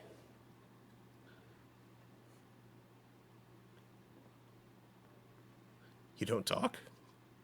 No. You do, though. I don't. She smiles warmly, clearly enjoying her game. It's about the flaming arrows. She raises an eyebrow. Varl and fire don't get along. All you get is a shrug. If you're going to use them... She pulls an arrow. There's a flick of the wrist you don't quite catch. Suddenly a bird combusts in the tree behind you and falls to the ground smoldering.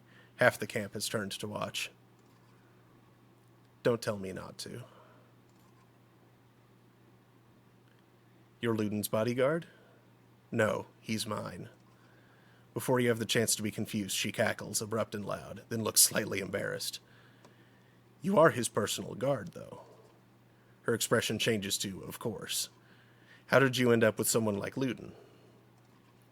Luck. Well, this has been fun. She crosses her arm, a hand on her chin, and cocks her head to one side. Until next time, Irsa. Hakon, you stop and look over your shoulder. I am a witch, so be careful. She puts her forefinger to her lips with a soft shh. You depart, not quite sure what to make of that. Clearly she's having fun messing with his head. Mm-hmm. Heroes. I have lots of heroes. She calls herself a witch, but she's obviously a sorceress. What does an obsidian voice sound like? No. It sounds deep, but sharp. Wouldn't it sound brittle and sharp? No.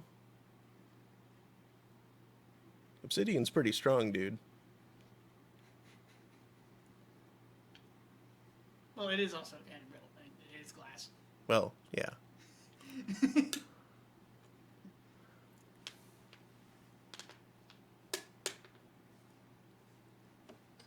And then, of course, joking about Aztec razor clubs. Mm-hmm.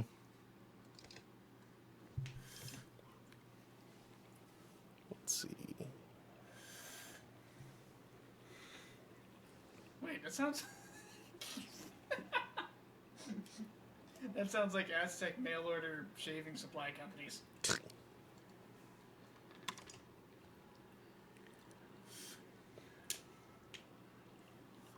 Look at the jaguar of your face.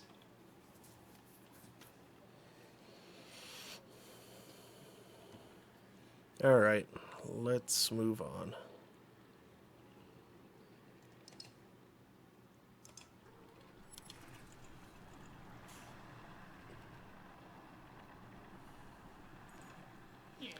You overhear a conversation while marching alongside the warriors.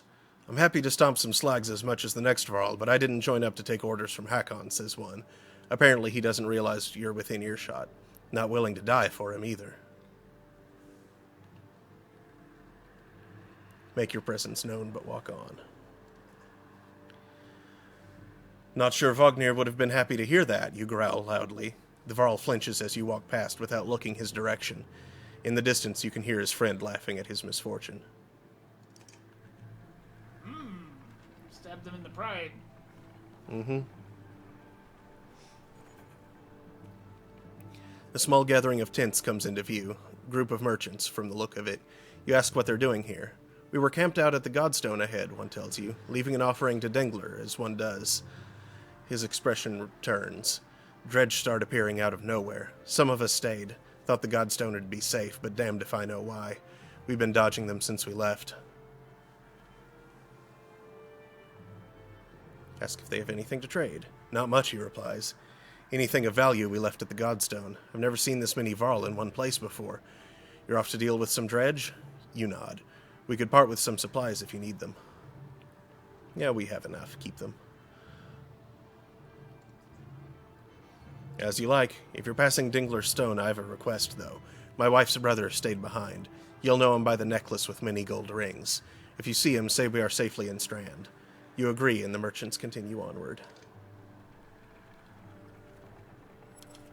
It's Dengler and, Dingler and Butts. Yes, Dengler and Butts. That was it. Like Rodriguez says, live head washing. Presumably referring to Rembrandt. Yeah, that sure has a case of advanced Rembrandt syndrome. The caravan slows unexpectedly. Word travels down the line and then to Moger, who tells you, Dredge know we're coming. Probably saw us back at Vedrfell and did their usual lurking. Could have been bad if we plotted into them, but we saw them first. Dredge watch you, waiting to see what you do.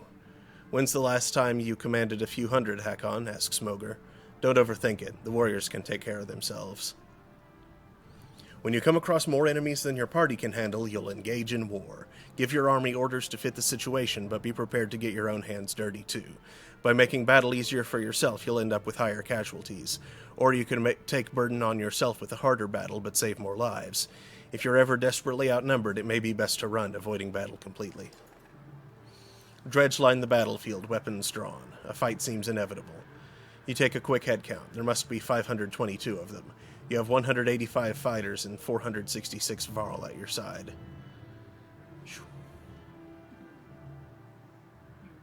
barely have the numerical advantage. Even from here, you can see nervous glances amidst the enemy ranks. This looks like a good chance to press your advantage. Formations. Or charge.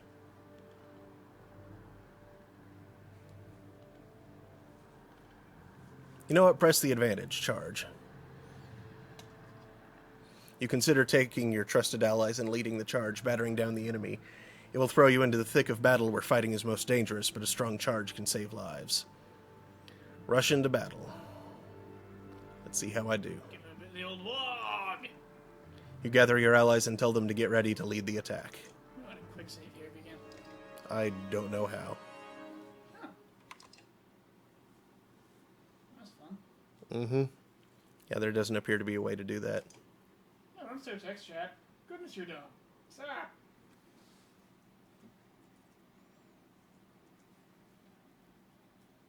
The game automatically saves at the beginning of each chapter and after each event in battle. Yep, so no save scrumming. Scumming. If you don't like the result of a decision or you're getting trounced by your enemies, load your last save file and try again. We don't need to scum, you can like load before actually losing. Mm. Or before winning after taking too many casualties. Because, you know, if you've lost heroes that you like or need, you might not want to accept that. Yeah. Ooh. Checkers against Slag. Interesting. Funky like monkey.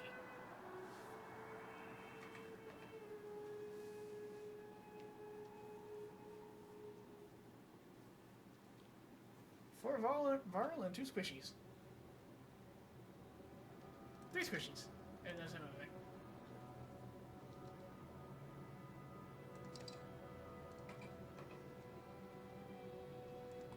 Witch Lady is very squishy. 6 strength. Mm-hmm.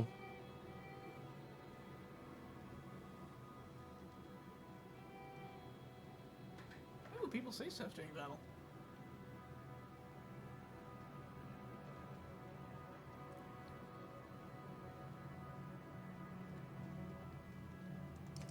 Leaving 2 coals? What are coals? I don't know. I'm guessing that's a mechanic that, this fire archer uses.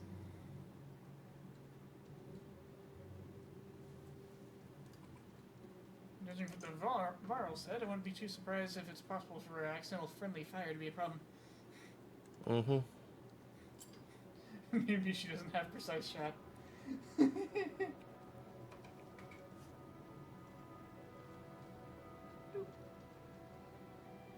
Actually, wait, no, I'm going to... Because of battle order, I'm going to move things back the way they were. Or at least partially.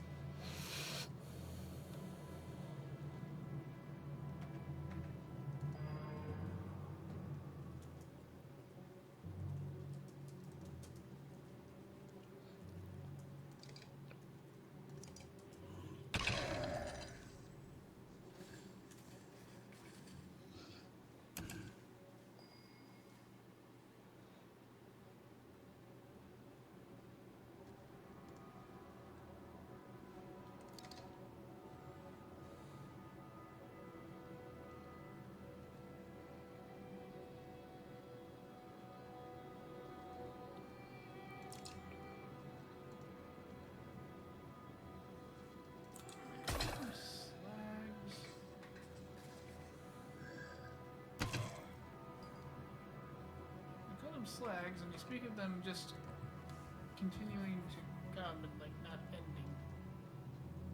Are they mass-produced golems? I don't know.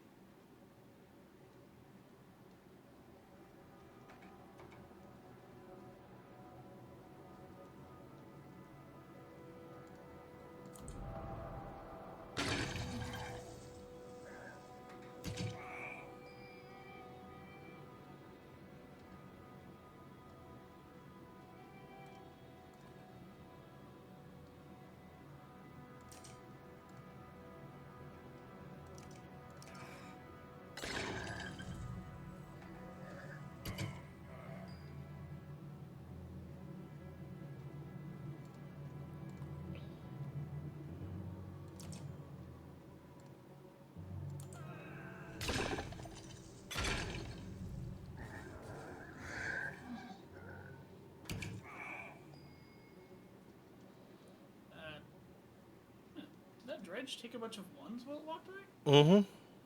I guess Impale did that? Yup. Nice. Indeed. We can.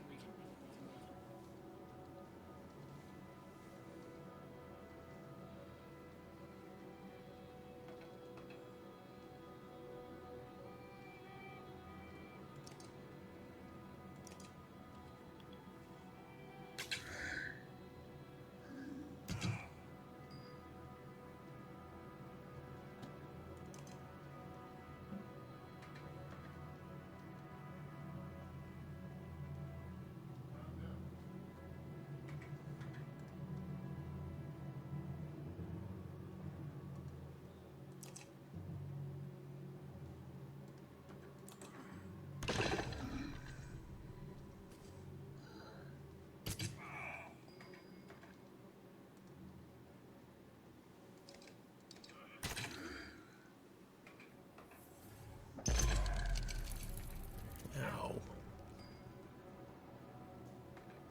we still alive? Yep. Yes.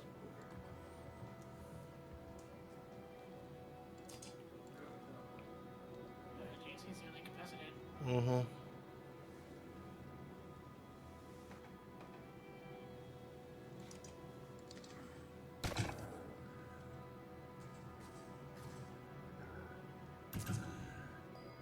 And down he goes.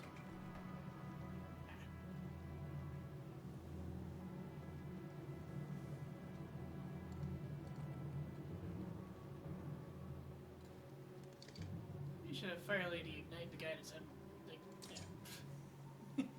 I don't know. Burn, burn.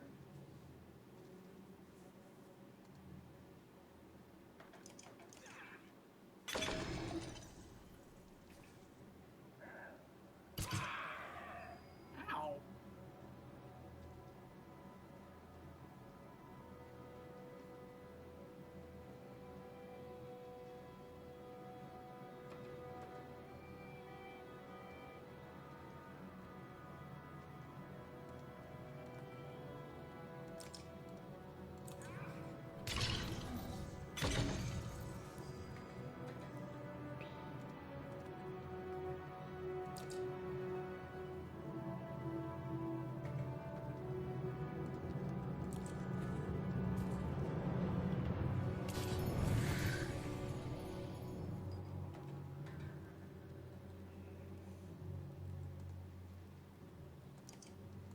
That's cool, I'm kind of right.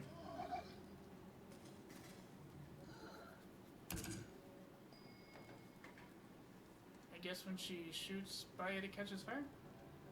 Maybe? I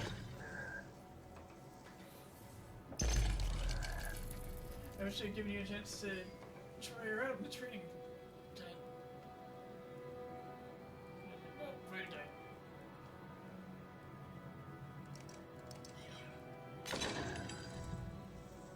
This was more like we're out on the road. What's that effect?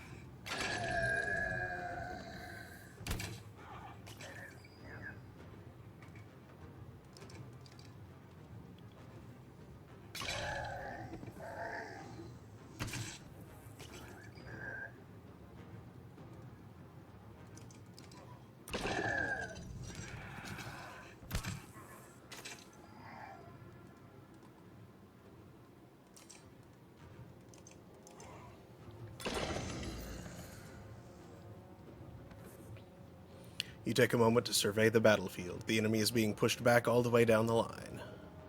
You could take this opportunity to pull back and leave combat immediately. On the other hand, chasing down more dredge would rally your fighters and save a few lives. You won't have time to rest or change your party, but a chance to loot your enemies might even reveal items they took from previous victims.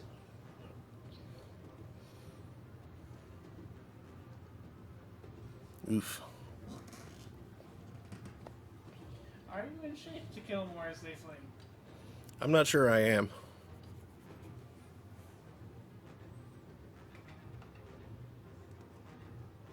The dredge give you a wide berth and scatter into the distance.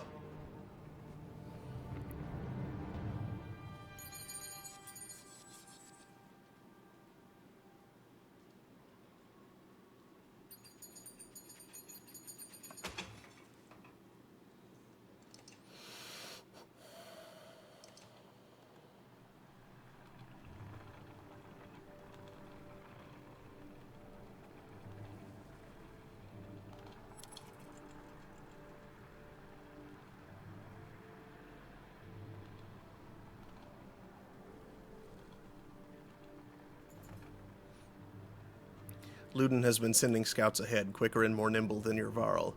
One rushes back just as you cross the hilltop, out of breath.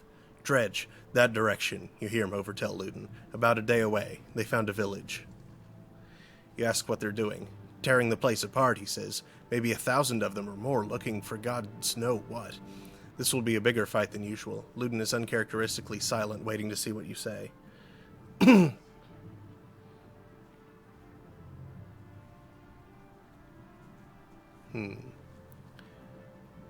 Draw some of them forward and split them. You send a small group of shield bangers to get their attention. They do. Half a day later, many dredge are giving chase up the hill in their plodding sort of way. You get ready to lay waste. Dredge line the battlefield, weapons drawn. A fight seems inevitable. Another war, huh? Yep. A bigger advantage this time.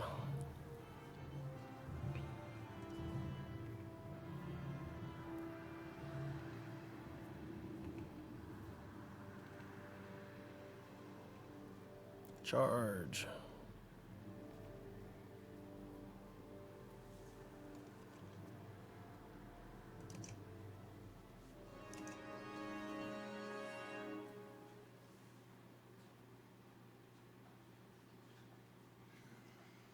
Ludin and Yrsa away from the front lines. Use Gummel's Tempest and Yrsa's Slag and Burn to severely damage groups of grunts.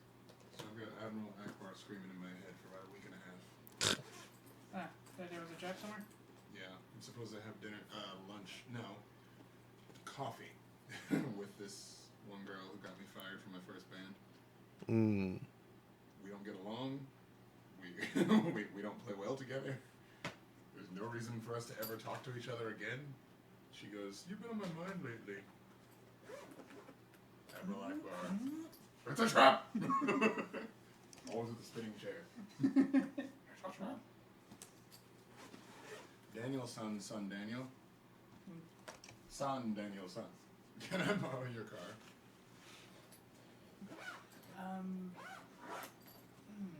I'll be returning tonight. How far are you going? I'm going to my brother's house to see about... Because the gas is actually kind of low. Oh, really? I need to get some, like, actually do that. And that's probably not going to happen tonight, and I'll need it there this morning. Tomorrow morning. You what? Yeah, you didn't move on me, did you? No, not yet. I could go and put gas in it. I didn't get a check today, so I don't have any cash. And I can use your money to put cash in the car. You're gas in the car. Did I say trash in the car? You said cash in the car. Put gas in the car. You already did that, that's why. Coins. It's not going up. Coins.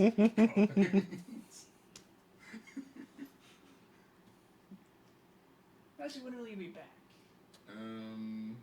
He's in Blanchard. So I'm going out to Blanchard to help him Somewhere up there. either fix or destroy a piece of audio equipment, and then I'll be back.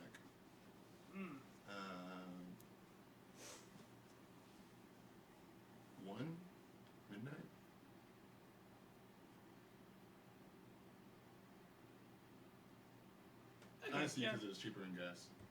Midnight I can work with. Okay. Because I kind of feel like I haven't eaten enough today. And if it's around midnight, I can go do it myself 7-Eleven and get like a frozen drink. I was gonna say, if you want, I can just go and run errands for you first, then go and do whatever I gotta do.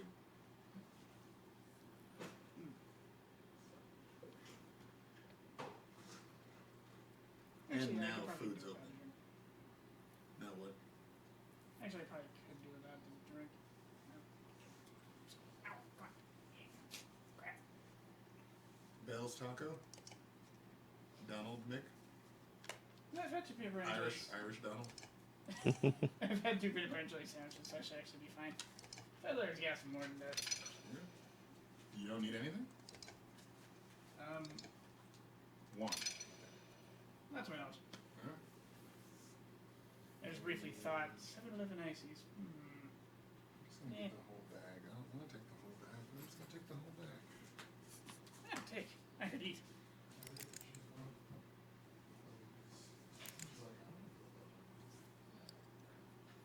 If you wanted to come see the full Monty. I'm just gonna eat the full bag. Just eat the whole bag.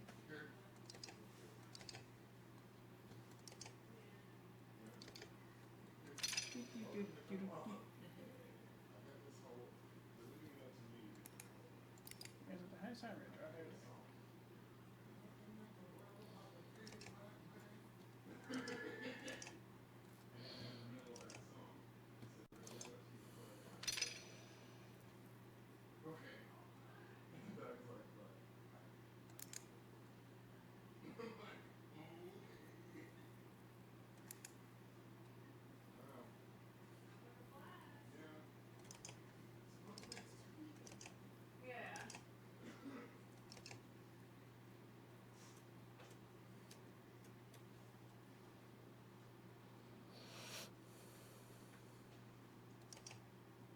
Scourges and base threats. The drugs can also do serious damage to your human allies.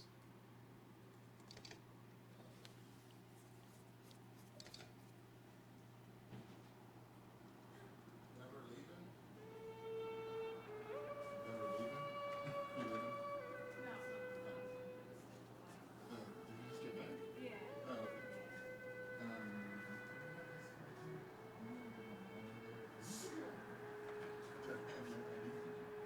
Oh, yes, this is true. Oh, yeah. My mom will go with me.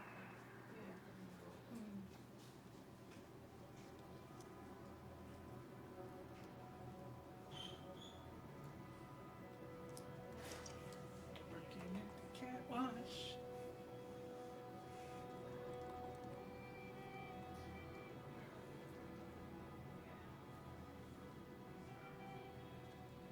So what's your grunt and what's your scourge?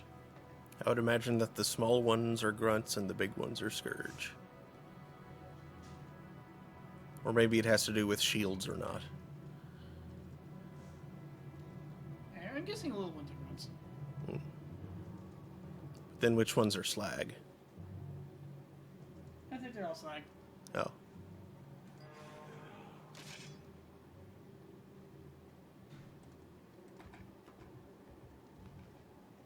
No one likes them, so they get called that. Dude. Solid. Mm-hmm. Do a lot of damage before sustaining strength damage. What does bring the pain do again? Not making any sense. Break damage, +1 to target, +2 I saw return the this video favor. of this guy. I don't know what game it was. It was very like Those trees are weird. just geometric looking characters, kind of slowly moving around this area. It's a shoot 'em up game, but it was very basic, right? This guy called the gift was called "Everyone Gets a Drink," because instead of shooting anyone, you're able to pick up objects. And so he like runs up. The bartender goes to pull out a gun. He grabs the bottle from in front of the bartender, in his face, hops behind the bar. Every enemy that pops out, you're gonna drink. You're gonna drink. And it's like one hit, one kill. So it's just like chucking bottles at everyone. Last person, he takes out his gun, chucks the gun in his face. So it's like what everyone wishes they could do after playing Tapper for too long. Yes. I hate you all! Everyone gets one in the face! I've heard about this Tapper game. Matter of fact, Seth was playing it all the time. He was like having conversations with me, like, yeah, man, I was really thinking about getting some vocal lessons from you. Like, you know, how much do you charge? I'm like, what are you doing?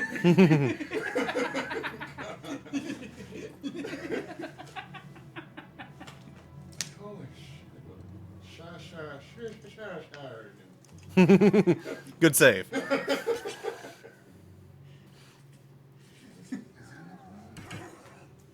Ow. Well, that got a bit Irish, didn't it? That did not. Yeah, that one, it went through Ireland at one point. No, not really. Somewhere in the middle of the word Irish, it kind of veered through like Northern Ireland before wandering somewhere else entirely.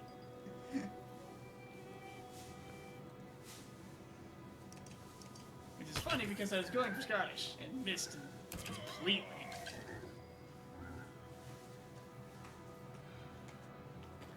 I'm surprised I didn't wind up in Yorkshire again. Or Liverpool, where that accent tends to gravitate. And then weirdly teleport to Mexico for How many viewers you guys got today? I don't know. Let's find out. N. 2 right now. We have N viewers. Yes. N where N equals 2. Mm. It's a N Thursday. Is that just normal? Plus this game isn't particularly riveting. Yeah, it's pretty. It's the Banner Saga. So from here it looks like battle chess. Trees are so weird. Battle chess would be fun. I think how if you could attack with the king, he straight up pulls a gun. Not always. If you attack the king versus the queen, he like walks up, dips her, and starts making out. Slowly takes his scepter and wham! Ooh, that's nasty. Yeah, or at least the one that I played. That's what it is. I remember we talked about battle chess once. And the one Remember that the you queen like vaporized someone with yes, she had powers. See, the one that you showed me when we talked about it once, that was way different than the one that I magic? That was the remember. NES version. Oh, okay. Yeah, I played on the computer. Yeah, that's what taught me how to play chess. Which isn't really saying anything because I'm not. I had a strange old learning disc device from my mom's childhood. Oh, nice. Forgot where it was recently. I was at. It was a bar and they had chess. They had a chessboard set up, but the pieces were the size of like 2-gallon pitchers. It's like King to Rook 3. Your go. That gives it a heck of a lot of weight when you get a pawn to the end. Like, It was on a table too. promoted. So they're like- Give me the queen. Dang, she's heavy. No offense. Heavy queen. Heavy is the bunch that holds the crown. She's not wearing that right. Lord Badbury says, your character's reactions to being hit gives the attacks a lot of weight and pain, I think. Mm-hmm. Yes, it does. Especially when it's like, ah! Later. Cool.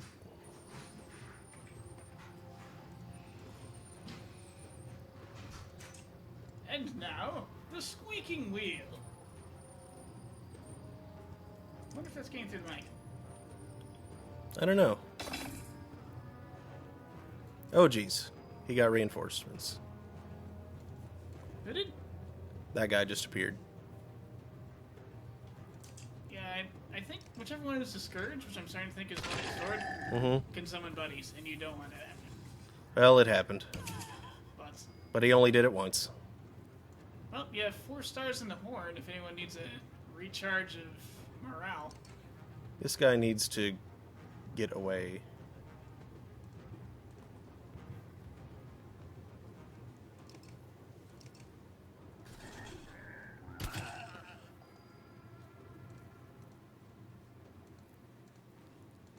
Yes, a bit ago, in reference to Lord Badbury's live head watching, she's working at the cat wash. Working at the Cat Watch, yeah. And the King of Asia did colon greater than Cat Watch.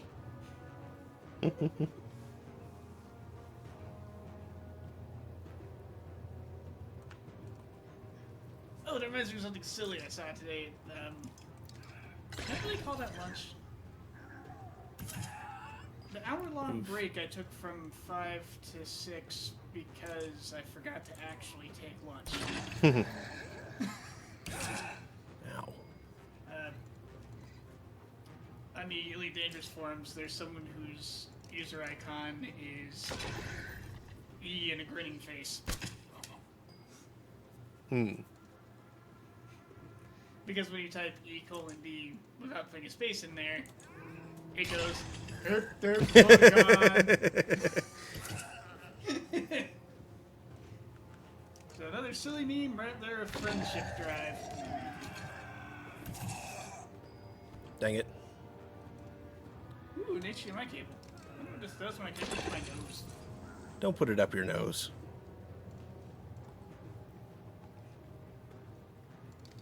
Ew. Mucus in high def. Viscous.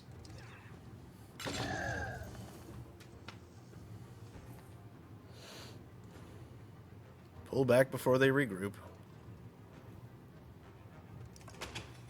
Obsidian ring.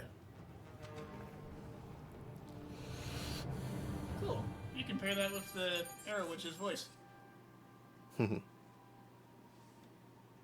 no, you lost 24 viral.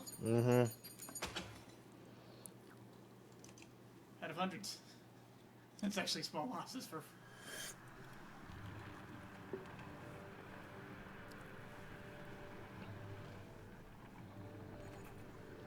With the village still a day away, you're eating on the march. Varl approaches. We had words earlier, says Gris. You recall him claiming that he didn't care for your command. You were right in what you did. Let me join your guard and fight at your side. Pride hangs on his posture and sincerity in his eyes. You've got one shot.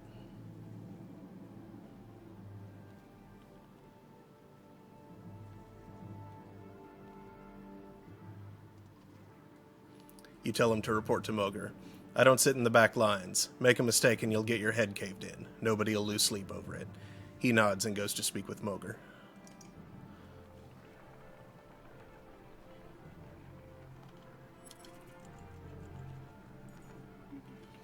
You're close enough to hear dredge rattling through the buildings below.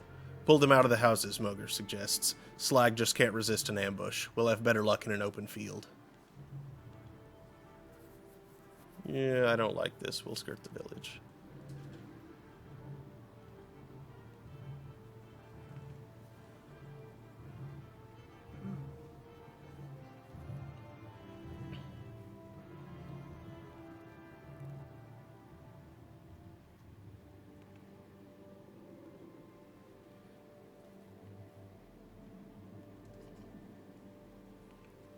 You heard him, says Moger to the rest of the caravan. We're going around. Takes the better part of a day, but you managed to avoid drawing attention to yourself.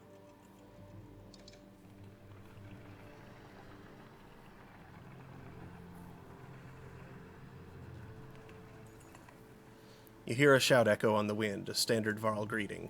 A caravan of Varl are heading your direction, probably a few hundred in total. You meet them halfway. You must be with Vognir. Was. Vognir didn't make it. You're serious. It's getting grim out here, but didn't expect that. You're flying the Schlid banner. What's happening? Isn't Ulfar in charge there? I'm Fasolt. Ulfar's still in Schlid, in case he needs to be. He sent me to meet Vognir. Well, you. We've seen nothing happen in Schlid, yet. What do you mean? No dredge. They never came through Schlid. They're all pouring out of Ridgehorn. We only just found out about it. One group went that way. We came here. Ridgehorn? The fort on the bay? That place has been abandoned for hundreds of years. Yeah, maybe that's why they're there. By all accounts, it looks like another damned invasion. Ludin forces his way into the conversation. Wait a godless minute. What did you do? Careful now. You be careful. What did you start? You think men don't remember history? The long banner hangs in Arborong. The Second Great War nearly screwed us all. What did you do this time? Who the feign is this?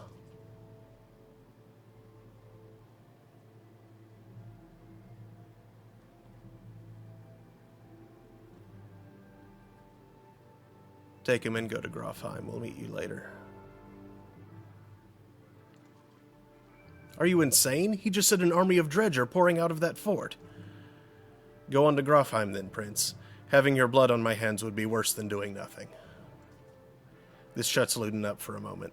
You can see the battle raging in his head. He looks desperate for safety, but he didn't expect to flee like a coward. He expected you to come along. He glances at his men.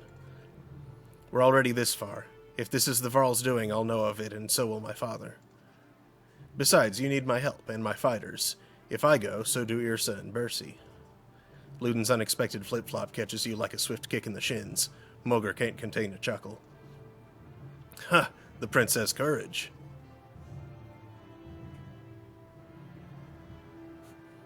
I'd rather you were safely in Grofheim, Ludin. I'd rather you stop acting like the one in charge of me. What kind of alliance is this? These are Varl lands. We're facing an army of dredge. How much experience do you have in these matters? True, mankind has never provoked them into a war. You're going for a third. Is taunting the dredge into genocide a game for your kind? Walk away. You curse and threaten pandemonium. The prince has chosen to be no responsibility of yours. If Ludin stays, so do Fasalt's warriors. They join the caravan.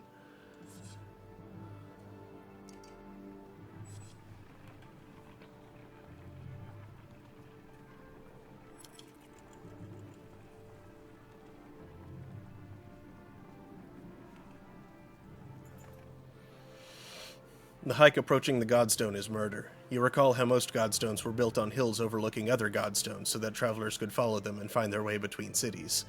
It does nothing to ease your pains. Dredge! Shouts Moger near the front of the caravan. Suddenly, black rocks are whizzing past your head. What the hell is this? You shout. Moger shakes his head. A stone slams into the shield of a nearby Varl, exploding in a flash of light and razor-sharp fragments. Get behind the shield bangers, shouts Moger as you approach for a fight. Whew. Well, we still outnumber them. Yeah, looks like you'll be fighting...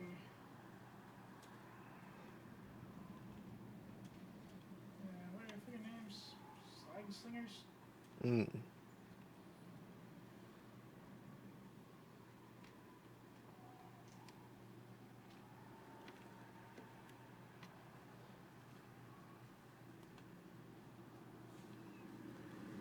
the shield bearing ones must be stone guards.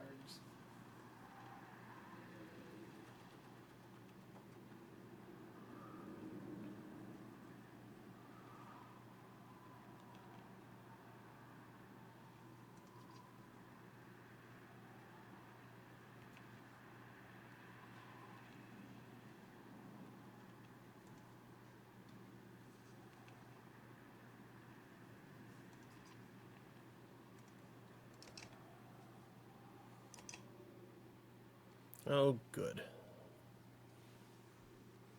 Let's get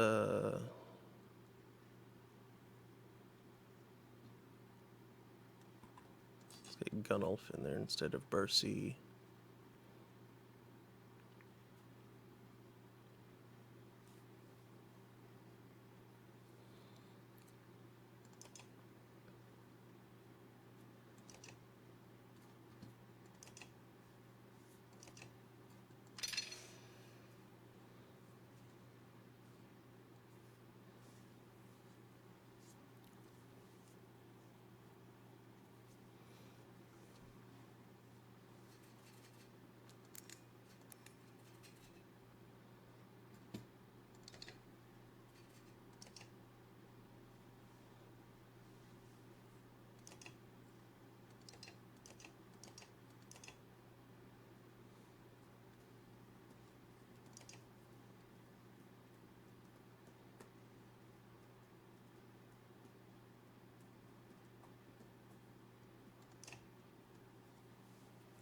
who just tuned in, cast your vote.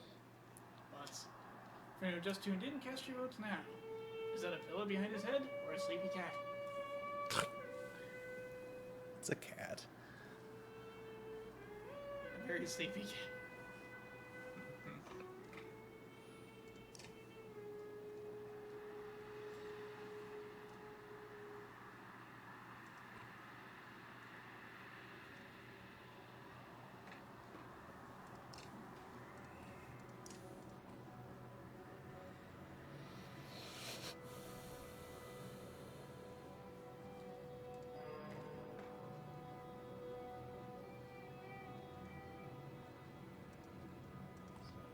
Stone guard, multiple slag slingers, more slag slingers over there. Ow.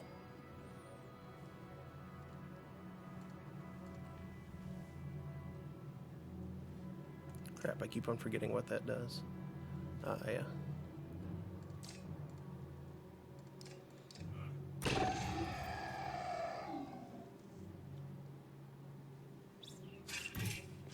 Jeez. It's recommended to try and get them to cluster and use Tempest on them and murder the slag slingers with lots of prejudice.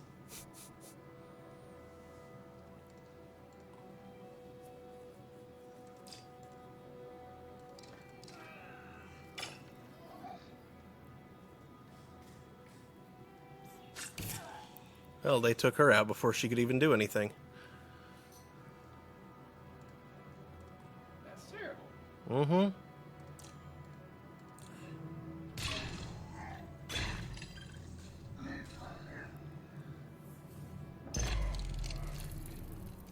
Her setting everything on fire abilities are kind of useful.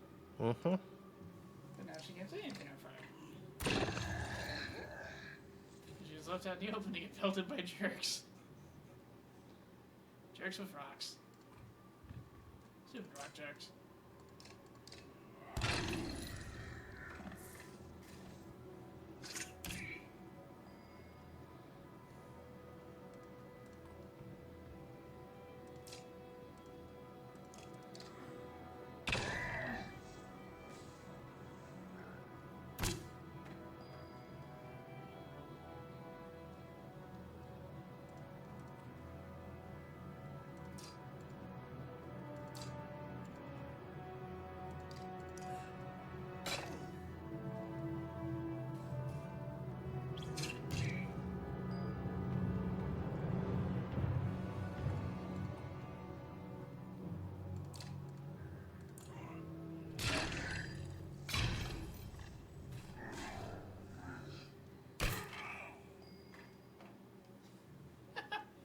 Well, it wasted time and health walking around. How dumb of it.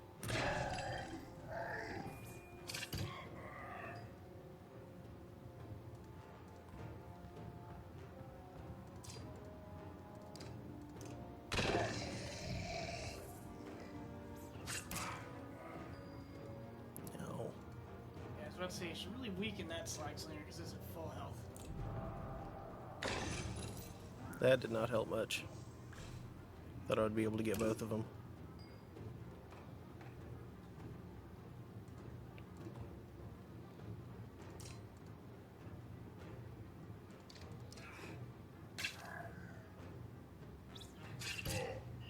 And down he goes.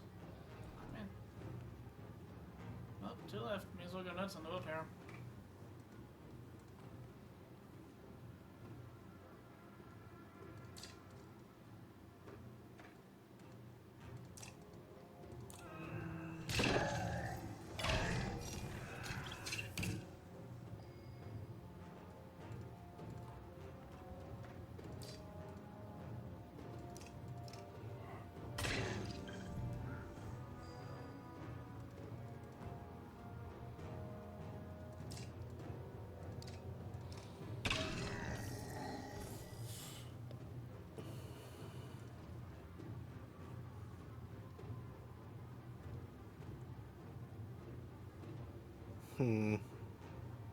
It's pull back before they regroup. I could take a few more, but I don't want to risk it.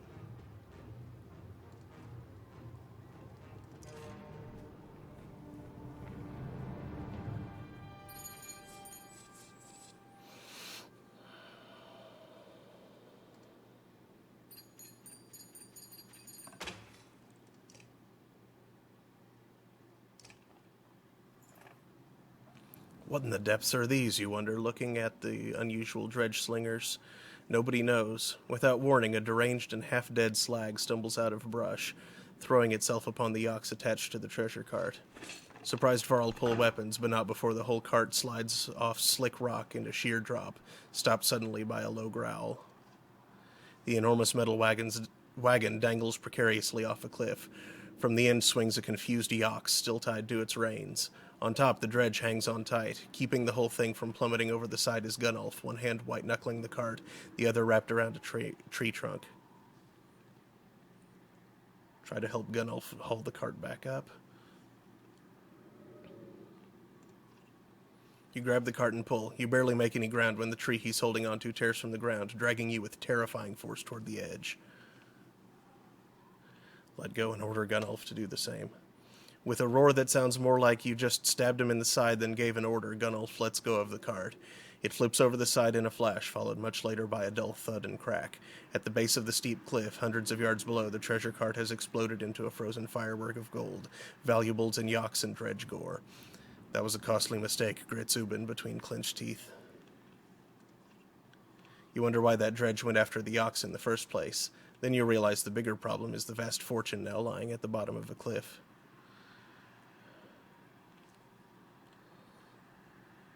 Your call, Ubin.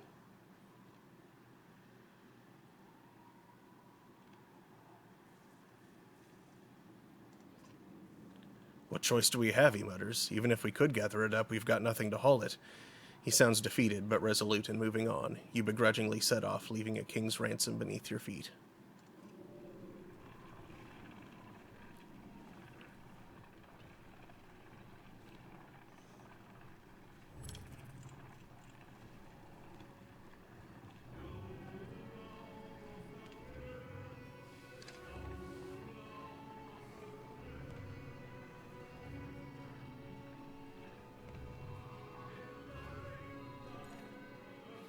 The caravan stops, Godstone looming overhead, for a short rest.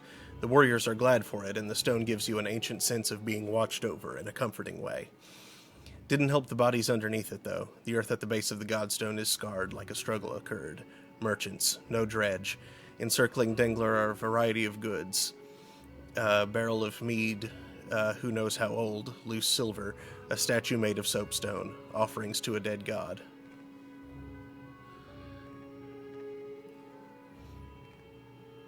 Check for the merchant's brother. In the midst of the pile of bodies, a glitter catches your eye. You fish a gold necklace out from a jerkin to find 5 gold rings strung on it. The merchant's brother. Guess he didn't make it, you mutter. Take the necklace with intent to return it. You toss the necklace to Moger and tell him to hang on to it. If anyone can be trusted, it's him. Don't know what made them think the Godstone would be safe, Moger grunts. We're completely exposed up here, he says. If we're going to rest, I think we ought to do it a little further away. Examine the Godstone. Dingler was always one of the favorites amongst men, god of good fortune. They believed he brought luck, wealth, or whatever else you wish you had, but couldn't get on your own. The word fortune has a lot of meanings. Eventually you move on. Deadly, god of butts.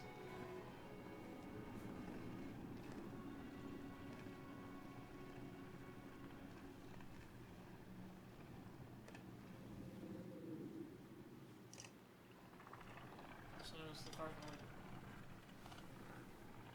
lot. Yep, status changes. Yep. Nothing of interest. In the distance, you see smoke rising from the trees. Dredge aren't known for setting fires, says Moger, but it does get their attention. We'd use fires like that to lead them along in the Great Wars. Yeah, but they wised up to that after a while, interjects another warrior. Or it could be someone trying to get our attention, claims Fasolt. The other group from Schlid were sent this way. No matter how you look at it, investigating will cost time.